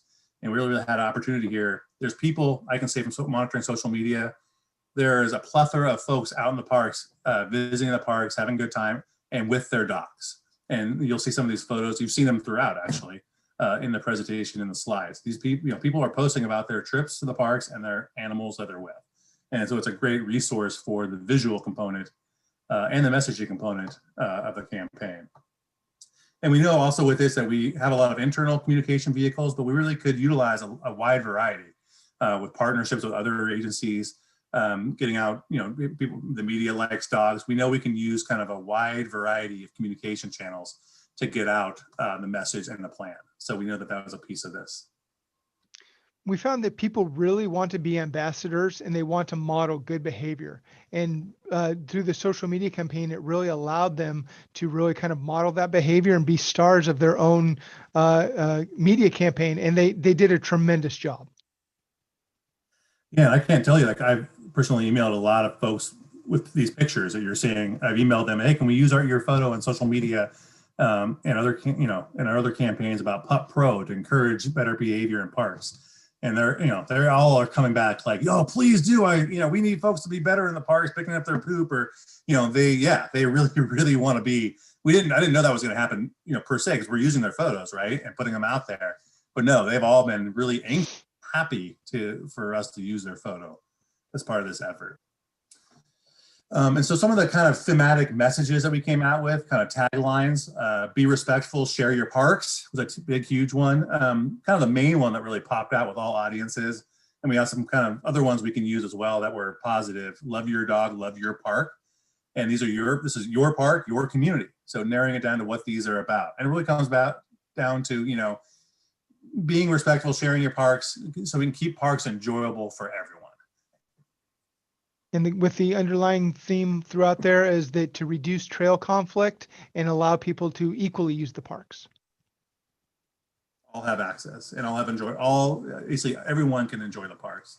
Yeah, definitely important. So here's our final graphics. We went through some iterations, some drafts, the final campaign that we landed on with all that research, knowing that we had to have a call to action kind of to be effective. We wanted to include a call to action into our campaign and also the visuals. So this is where things landed, our Be a Pup Pro campaign that we basically started launching late last year. And these are some of the main graphics that you probably have already seen in the parks. Basically upper left there, we have this is our main park sign. And so this is up at a lot of parks, mostly at parks that have a lot of dog use.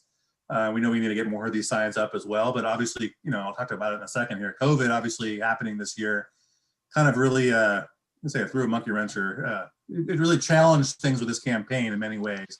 We delayed it, first of all. And then when we did put it out there, we put it out in a kind of a soft launch type of way, and also had to challenge or compete with all the COVID signage that obviously is the most important thing right now in our parks is people following park rules and safety guidelines related to COVID.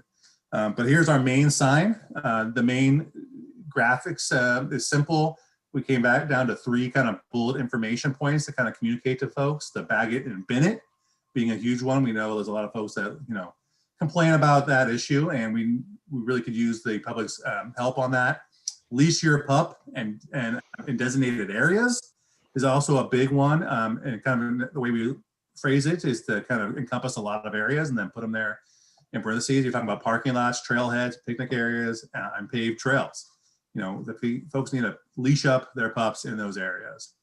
And then of course, we need folks to keep their dogs safe by leashing up around cattle and horses. And that kind of encompasses our new rule going into effect last year that folks had to leash up around cattle for their safety and obviously the dog safety as well. And obviously it's another rule around horses. It's not really a rule around horses as much as it obviously is a kind of an etiquette or smart thing to do. And so we included that obviously as well. we know it's obviously a trail conflict area that we are well aware of. Myself from social media, I've seen a lot of horse folks, obviously, talking about their negative experiences with certain dogs, not all dogs, of course. And then our next one there is we have our specialty sign going out about that rule. So this is about really the folks needing to leash up around cattle, but really targeted and talking about this in terms of, firefighting. That these cattle are really not necessarily a nuisance only, and we know they are. We get to hear about that, but really this is about, wildfire protection. So it's about supporting our four-hoofed firefighters. And so these signs kind of frame the issue around that. And we do have this sign. We haven't used this one really yet because we know commercial dog walking kind of picked up late in the year. But basically, this is one that we'll utilize to target specifically professional dog walkers at certain parks where that is a more common thing. Of course, we have a flyer we're going to put together, social media posts as well. And we also have other items to produce as part of this campaign. And this is just kind of a layout of some of the photos that are out there on social media. And so, so here's some of the communication channels that we have at our disposal. I'll run through these real quick. Obviously, our existing ones. We also have park signage. When I say existing ones, I mean our regional nature newsletter. We also have our e-news and some traditional kind of communications vehicles. But we also obviously have park signage and park posters, highly effective because obviously it is in the parks to the users that are actually currently using the parks. Social media and digital engagement, specialty publications like brochures, flyers, information cards. Here's some things that we weren't able to do, obviously because of COVID as much, and that is our community events and engagement. We obviously want to kind of get out there and try to engage folks in one-on-one when possible. Earned media, we're doing a little bit of that, but obviously everything's been COVID this past year. But going forward, we have opportunities for more of that. Same with partnerships with out there with animal groups, businesses and vendors that serve animals. So you're talking about your pet food companies and pet stores, as well as shelters, all types of groups that are out there that we have an opportunity potentially to partner with. Specialty swag that go with our community events would be great, and we're looking forward and plan on this to have a certain amount of specialty swag with our Pup Pro on it or the district's logo on it, pertaining to everything from poop bags to pins, the Pup Pro pins. And we have a long list. Every time we do one of these, people give us new cool things. Maybe a little piece, something you can put on your leash that can help hold the poop, so people don't leave it on the trail, which is the number one, a big huge complaint we have. So there's a long list of specialty swag items we can do once we kind of get moving into where we can start doing public events and actually hand them out. And then of course, print and digital advertising is an opportunity too here for a future phase. So phase one really was, and we started this late in October, really getting our website up so we can send folks to. Signage in the parks, we pointed out, social media was a key item, and communication vehicles. So we started with this in October. Kind of finally, we're like, hey, COVID's going on, but we'll launch this. There's a need out there. We can start doing some items related to this that really get the information out and start this. And so here is a picture of the signs in the parks. That's our main star. She posted a picture of herself. She was our main kind of person and messenger, visually speaking, in our signs, which was great. And then on the right there is somebody taking a picture and calling out our great support your hoofed firefighter sign. So positive, there's been a lot of positive feedback on these signs out there. Social media posts that have gone out. Here's a couple of them. Some of you might have seen these. But basically, each one we try to point and highlight a different component of behavior we're trying to improve, but with the same overarching graphic and theme, but different people in the parks. And these are all real people in our parks. And so phase two will really be more about, like I said, earned media, maybe some digital or print advertising, specialty publications, swag, things of that nature that we can move forward on. So that's kind of the nature of our campaign that came really out of the PACs, kind of, saying that this was needed and encouraging it, and us putting together a campaign really for 2020, but had to be slowed down, and we ended up launching at the end of 2020. Because obviously COVID it was a huge item on all of our lists. Great. Thank you, Dave and Captain Love. Very informative. I'm glad that our studies and meetings with dog folks led to a good outcome. We'll see where that takes us. Are there questions for these folks? Yeah. Neil. Hi, great. Thanks so much for that report. It's really satisfying to see, all these years of conversation and hard work, especially by, some of the members of the PAC, come to fruition like this. I was wondering, is there a plan to continue to follow up after the launch of this campaign to just see if there's some way of assessing increased compliance or, reduced types of conflicts that were trying to be targeted by this campaign? There is, and there was. We haven't done it yet, just because we had to kind of end up rolling this out a little different than we had originally kind of planned. And so the idea really is try to, and we should, as a reminder, kind of go back to it now that we're in the new year and starting on phase 2. We were really, the best case was to identify kind of a test site. So we were going to pick one park. We're thinking Leona Canyon, and kind of make sure we inundate that with a full array of signage, media, maybe some digital, whatever it is, kind of do a full array of communication items, and then see anecdotally from the park rangers and other staff and other park users if they've seen kind of noticed our efforts, and then also if there's a way to notice any kind of improvements in terms of behavior. So kind of doing a district-wide kind of measurement really was not we thought about that, but weren't quite able to kind of figure out one that would work. And so we kind of narrowed it down to kind of treating it almost like a pilot area that we can kind of look at more closely than the rest. I hope you'll come back to us with that information once you have it.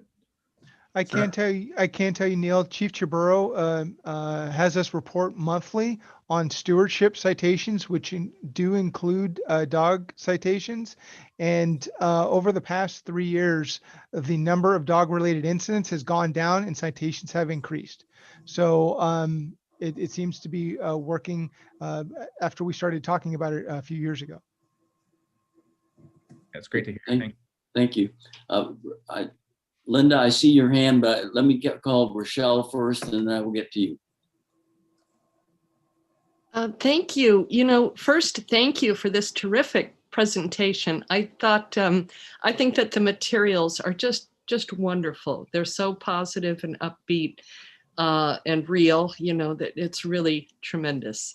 My question is just about statistics and things about dog use in the park. What are the latest and greatest numbers that we have about how many people are using dogs, using the parks to walk their dogs, or professionals or whatever? There's a lot of people think that dog ownership, pet ownership in general, has been going up during the pandemic, and I'm curious if you've seen anything along those lines. Dave, I can give you the metric on the public safety side.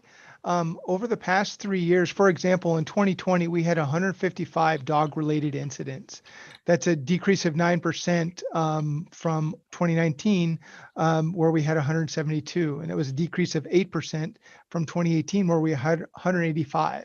So we're actually slowly going down the number of dog-related incidents. And I can say that I looked for patterns of where the violations or where the calls for service were coming. And there's a couple that keep popping up, but not on not a propensity. So they're not always number one. So I know that we will have occasions where the burrowing owl habitat will at ESP will really kind of focus our attention, and we're going to have a number of calls for service that are focused on that, so that way we can do active patrols. The snowy plovers down at Crown Beach doing active patrols and working cooperatively with stewardship. But for the number of calls for service related to dog, over the past 3 years, they've decreased steadily. What about dog Go ahead. use Go in ahead. general? Just people walking, how many people are walking dogs? Well, the number we have, well, one thing we know from surveys is that about people we've surveyed, about 50% of them are dog owners. And so we don't know, all those folks are walking dogs and whatnot. But I'm looking at the last time, it might be a little old, but around 39%, pull it up on my, basically that dog walking and walking their dog in parks was their preferred activity. About 39% of people that responded in a past survey in probably 2019. So about 39%, it's their preferred activity or the most common activity that they do in the parks. So in terms of a single group, that's why it's a huge user group, is that about 39–40% are visiting parks for that reason. Yep. Thank you. Probably to what park you go to. I mean, certain parks, certain trailheads, obviously there's a difference, but I mean, that's a district-wide survey there. Oh, like Alan was saying, Alan was saying earlier, is that, certain spots like Skyline or Leona Canyon, I mean, that's probably much, much higher in terms of the number of dogs or people walking dogs at those parks. And time of day can change too, of course. Yep. Thank you. Okay, Linda and then Adela. Thank you for a great presentation. I think you put together an excellent campaign. But I just have to say, my favorite picture is the cows with the fire helmets. A very effective way of getting the point across in a very instantaneous way. Thank you. Good job. Well, I can't take credit for that. That was actually a combination of landing on that, but that was actually a long time push by our former general manager, who really pushed us to, put a helmet on and we just couldn't see it work. But then we finally found a picture and somebody tested it out and it worked. And so we were happy too when it came out. And we're like, this is actually work. This is great. Yeah, kudos to that, working and driving home that message. It's kind of our effort to kind of frame the grazing issue. Obviously, it's a challenge for a lot of folks out in the parks, but it obviously has such a great benefit in terms of fire hazard reduction and vegetation management. So, so we're trying to get across those positive reasons for it, that even if folks don't like it, then at the end of the day, it's really a must-have and needed thing for our parklands. Thank you. Adela. Yeah, thank you. Fabulous job on that outreach campaign, and having been one of the people who worked on the pack working on the dog issue, it's so gratifying to see how you have implemented this. So thank you. One other thing, and this is actually not a question for you, but just a suggestion that I know that some of the recommendations that we had also involved more operations, and it was things like strategic trash cans, more trash cans, some other things about and a few other things. And so it would be nice to get they probably have been way too busy with COVID this year to even think about that stuff. But at some point, it'd be nice to get an update on what has been done on that end as well. So again, thank you for a great job. I agree. Yeah, I'm sure they can give you a little bit of update. I don't know if they're on right now prepared, but this year has been difficult. I know they have looked continually at ways to improve and do trash can placement and things of that nature. So they're always looking at places to improve. But obviously staff resources this year have been focused on just getting the garbage picked up with a 30+ visitor increase, just getting the garbage picked up in general.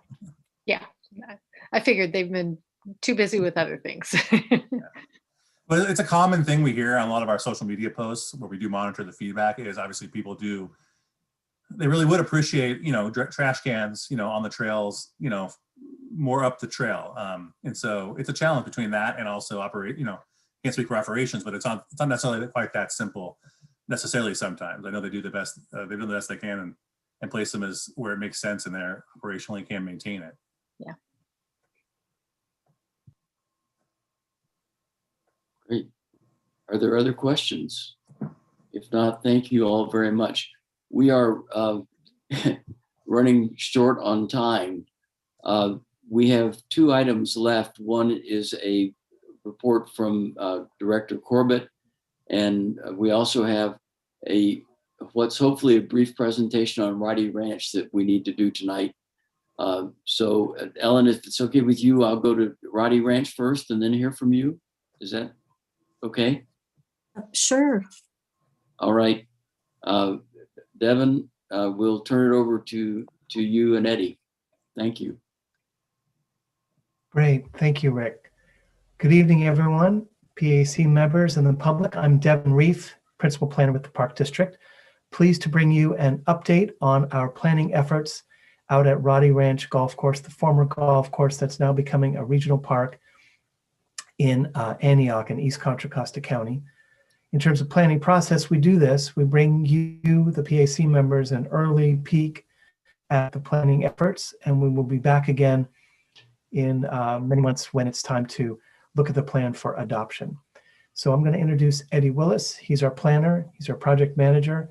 He's been doing an amazing job getting the park planning going at the new park. So Eddie, take it away. All right, thank you, Devin. I'm going to pull up my screen here. And so I've been with the planning department for a couple of years now. Some of you may know me from having worked at Black Diamond Mines Regional Preserve as a naturalist for many years. So Roddy Ranch is both my sort of home territory and professional territory. All right. So can folks see my screen? Yes. Okay, great. I'm going to try to breeze through this. I know we're pushing up probably against dinner for many folks. And so this is an update on the habitat restoration and public access plan that we're developing.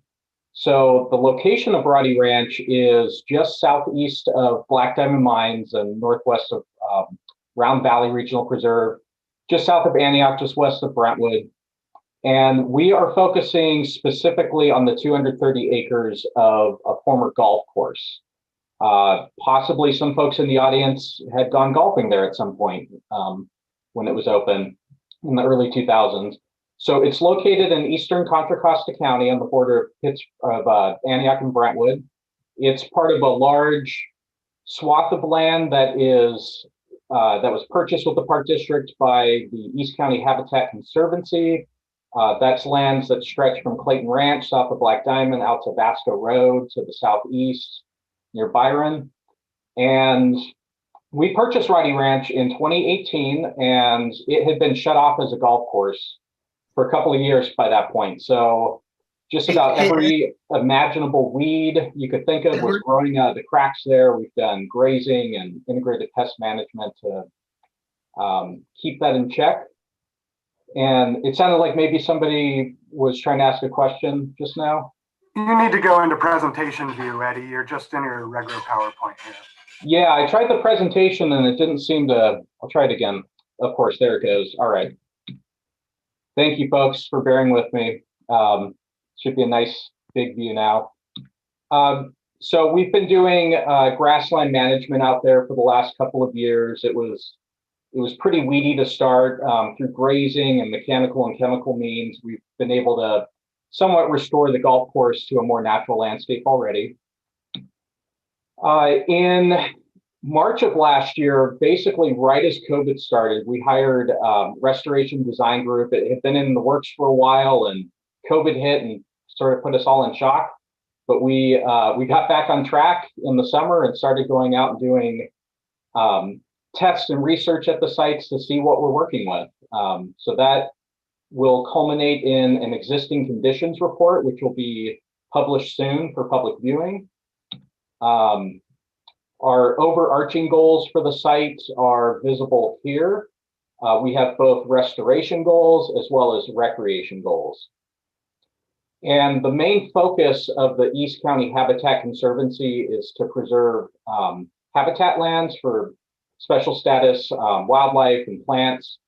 But as a park agency, we also have recreational goals. So we'll have to find ways to balance recreation with restoration. These are some of the geotechnical, or I'm sorry, the reports that were done. Geotechnical is the first one, but I'll kind of breeze through these, just highlighting some quick notes about each. The highlight from the geologic and geotechnical report is we don't really have to worry about landslides, so that's good. Very unlikely we'll have landslide issues out there. The soil is mostly a mixture of clay and sand base. So depending on how much clay or sand will determine whether it's best for wetland restoration or whether it's best for grassland restoration. On this map, the green shows the mostly sandy soil, good for grasslands. The purple and blue show the clay soils, which are better at retaining water and for wetlands. We have about 10 miles of pipes underground. It's a former golf course, so imagine all the sprinkler systems and drains. So that's something we'll have to work with and see what we can maintain and what we can get rid of. The land cover out there is primarily grassland, like 95% grassland and 5% tree cover. So you've got to like sunshine if you want to explore Roddy Ranch. It's a sort of open but beautiful landscape. You can see out toward the Sierra on a clear day, looking toward the east. We're going to continue with grazing and managing the weedy growth of the former golf course.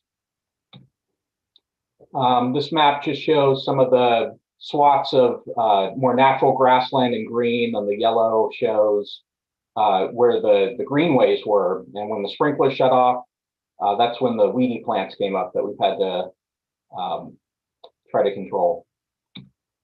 Lots of invasive weeds, at least 17 different types of non-natives. Numerous special status plants in the area, one found on site, which is the big tar plant. Beautiful picture here of this sort of rare and endemic species of tar plant. It grows in Central California, primarily from Contra Costa down to San Luis Obispo. So we'll have to monitor the population, make sure we don't build any trails through a population of tar plant, for example.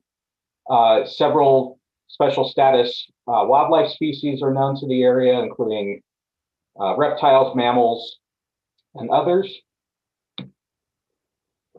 As far as recreation and public access, we anticipate that this will be the first major public access point to the entire East County Habitat Preserve system.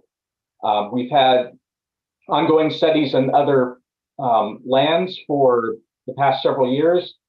This site lends itself very well already to public access, we think. It's got a 142 space parking lot, existing paved trails. It's got a water supply on site that can be treated for restrooms and drinking water. It's close to a major road. So, you know, it's closer than other sites to being ready to open. We have to go through the proper studies and environmental review process first. A lot of paved trails, not all of them are ADA accessible. So the orange and red lines on the screen show areas where the trails are kind of steep at either more than 5% grade or more than 8.3% grade. So something we'll have to work with to make the site more ADA accessible. Some wetlands are pictured toward the top of the screen. We'll have to keep a buffer around those. Nice sort of aerial view of the natural grasslands looking toward the west, toward Black Diamond, which eventually we'd love folks to be able to hike or bike or ride their horses from Black Diamond to Roddy Ranch and further afield from there. So we want to connect it up to the bigger swath of parklands, but to start, it'll be at the 230 acres. We've got water on site. We did a traffic study. Won't be impacts as far as increased traffic, according to the study. All right, so here's a list of some of our next steps and milestones coming up. We have our first public meeting coming up in a couple of weeks. It's on March 11th. We've been working with public affairs and other community leaders to get the word out. I've gotten lots of responses already, so we're going to be hosting that on Zoom. We're going to have a couple more public meetings toward the middle and toward the end of 2021. And we're hoping to take a final plan to adoption to the PAC, to the Board Executive Committee, to the Board of Directors sometime in the winter of next year, later this year or the beginning of next year. All right, little flyer for the public meeting. All right, so we can take questions. Here's my contact info. Great. All right. Thank you, Eddie. I see a question from Carlin. Yes, thank you for the presentation. I'm just wondering what the timeline is. You've shown us the public comment period, but I'm just wondering, is there funding available for the mitigation? Is there funding available, or is this going to be like a 20-year process, or what does that look like? You know, as far as the budget, I think maybe Devin, if you're on the line, you could probably speak to this better. Perhaps Brian Holt, our chief. Yeah, I'll jump in. Hi, Carlin. Brian Holt, Chief of Planning, Trails, and GIS for the Park District. So a lot of the beauty of converting an old golf course for public access is a lot of the major components that we need for public access are in place. We have a parking lot. We have the existing cart path. So a lot of the expenses here will really be related to some of the restoration, which is funded by the Habitat Conservancy. And that will be an ongoing thing. And then for the Park District, it'll really be a question of staffing and signage and some of those other things that we feel we have capacity to do. So once the plan is complete, we should be able to roll right into implementation.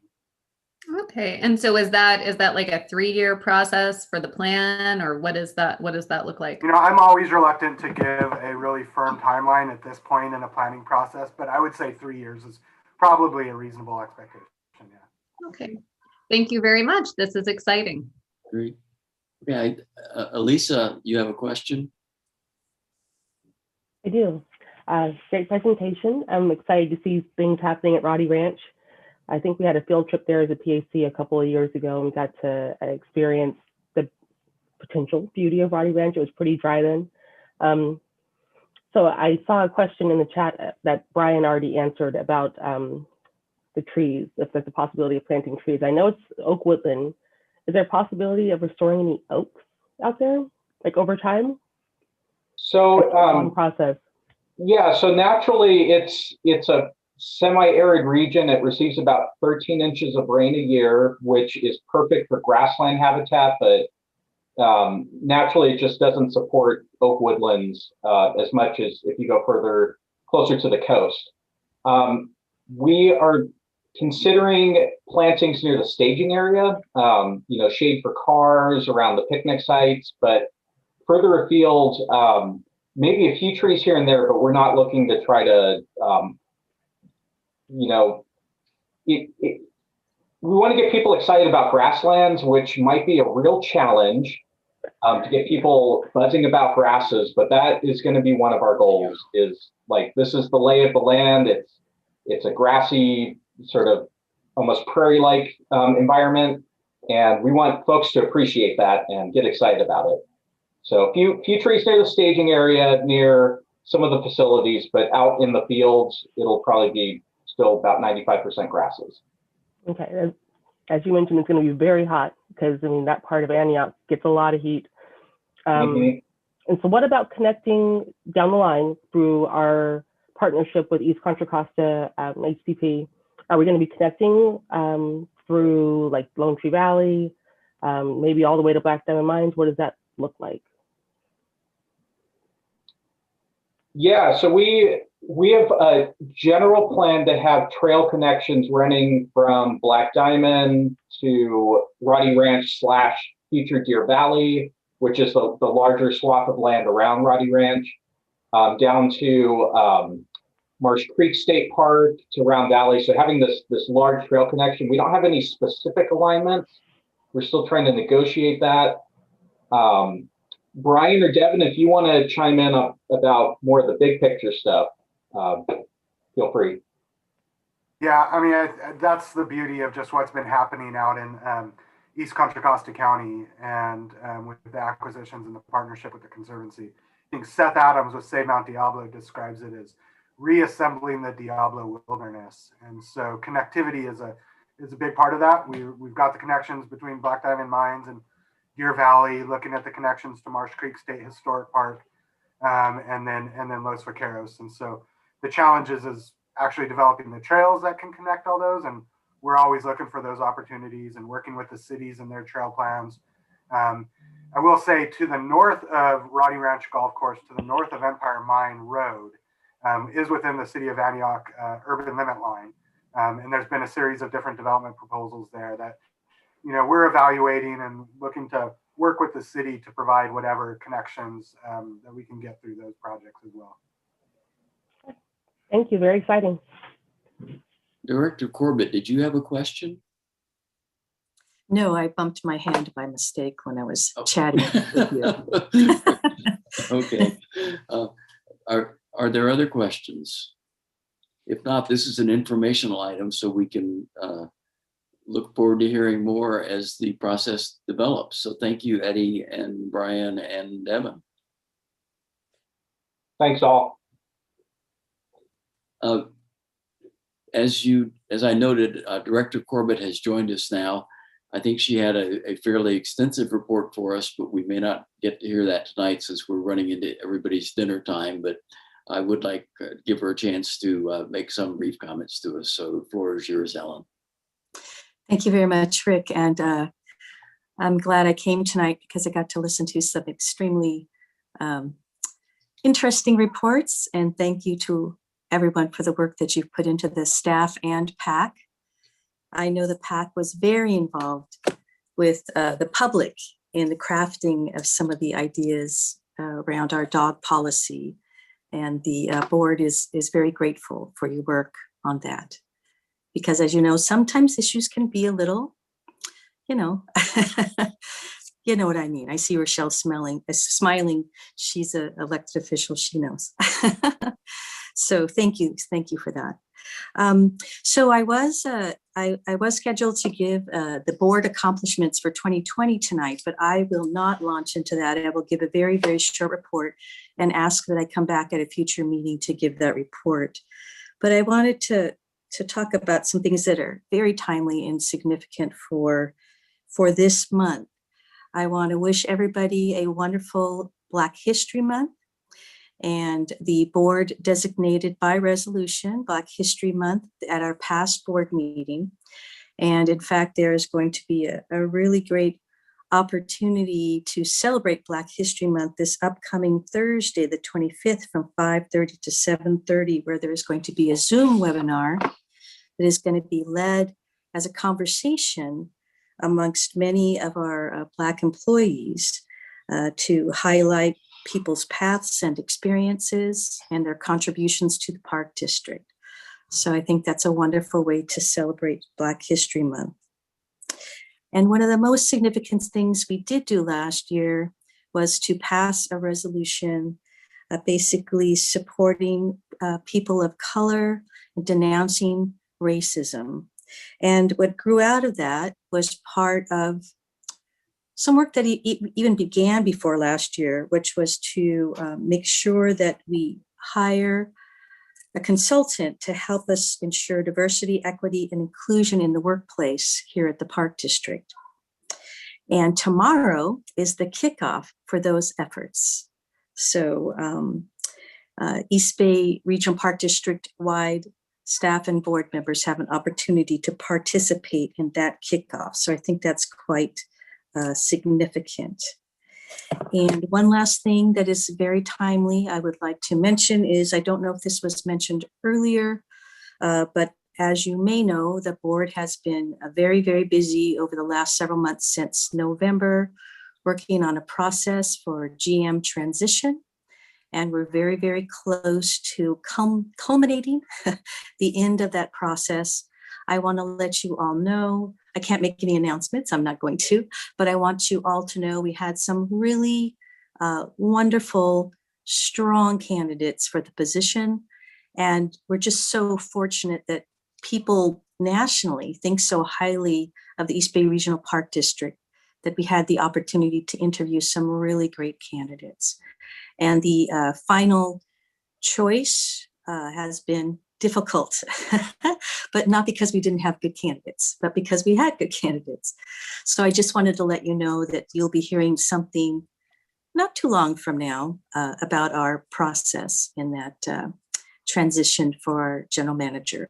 as we all know, it's very hard to replace someone like Bob Doyle, but we're giving it our best shot.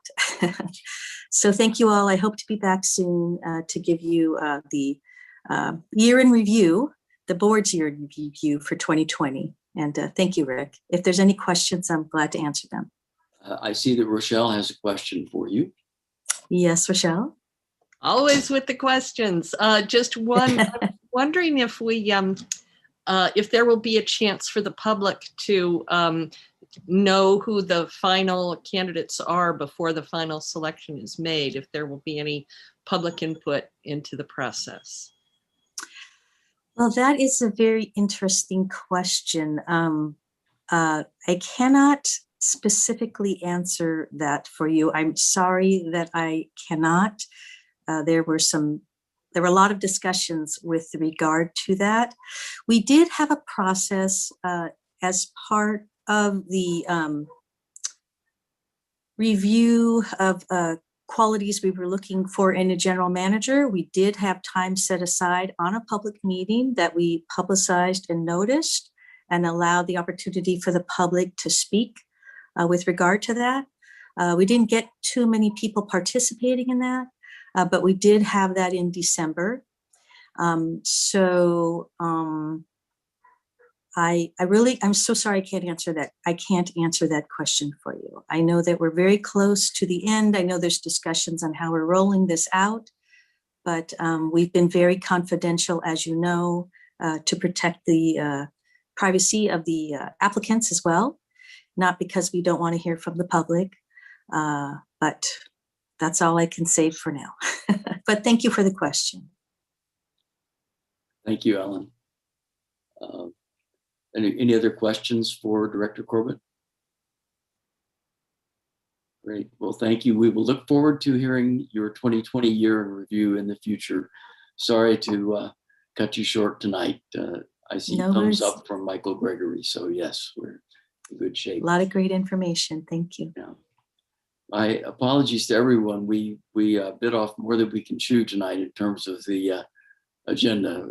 Too many items to cover, but we did a fairly good job of covering them.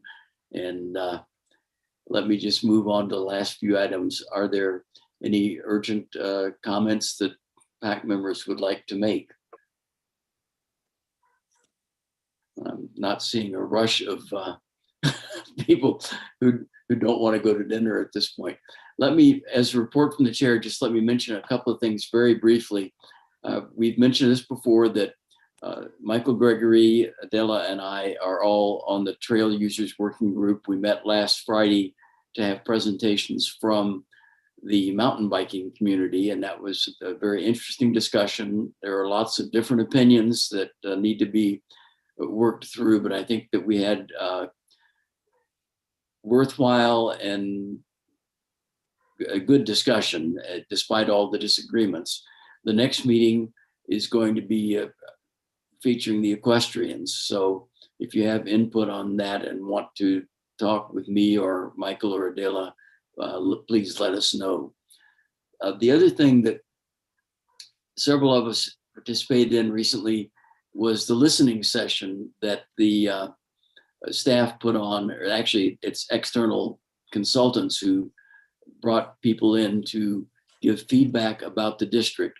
The first meeting, which involved all people who were close to the district, PAC members, other folks who work closely, was a very worthwhile, robust discussion, giving the park district feedback about what's good, bad, and different about the park district. And I would invite, I think, Elisa, Michael, and Adela, I think the three people who were there, do any of the three of you want to add anything about that listening session?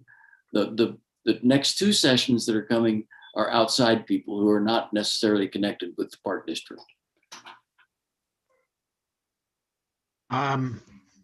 Yeah. Very briefly, their success will be as good as we can help them do their work. So they're absolutely well poised to do what they're doing. They just need more help in the form of groups or help them do their community engagement. And I think we'll see even more dividends. Yeah. Elisa, Adela? No? I think it was a good process.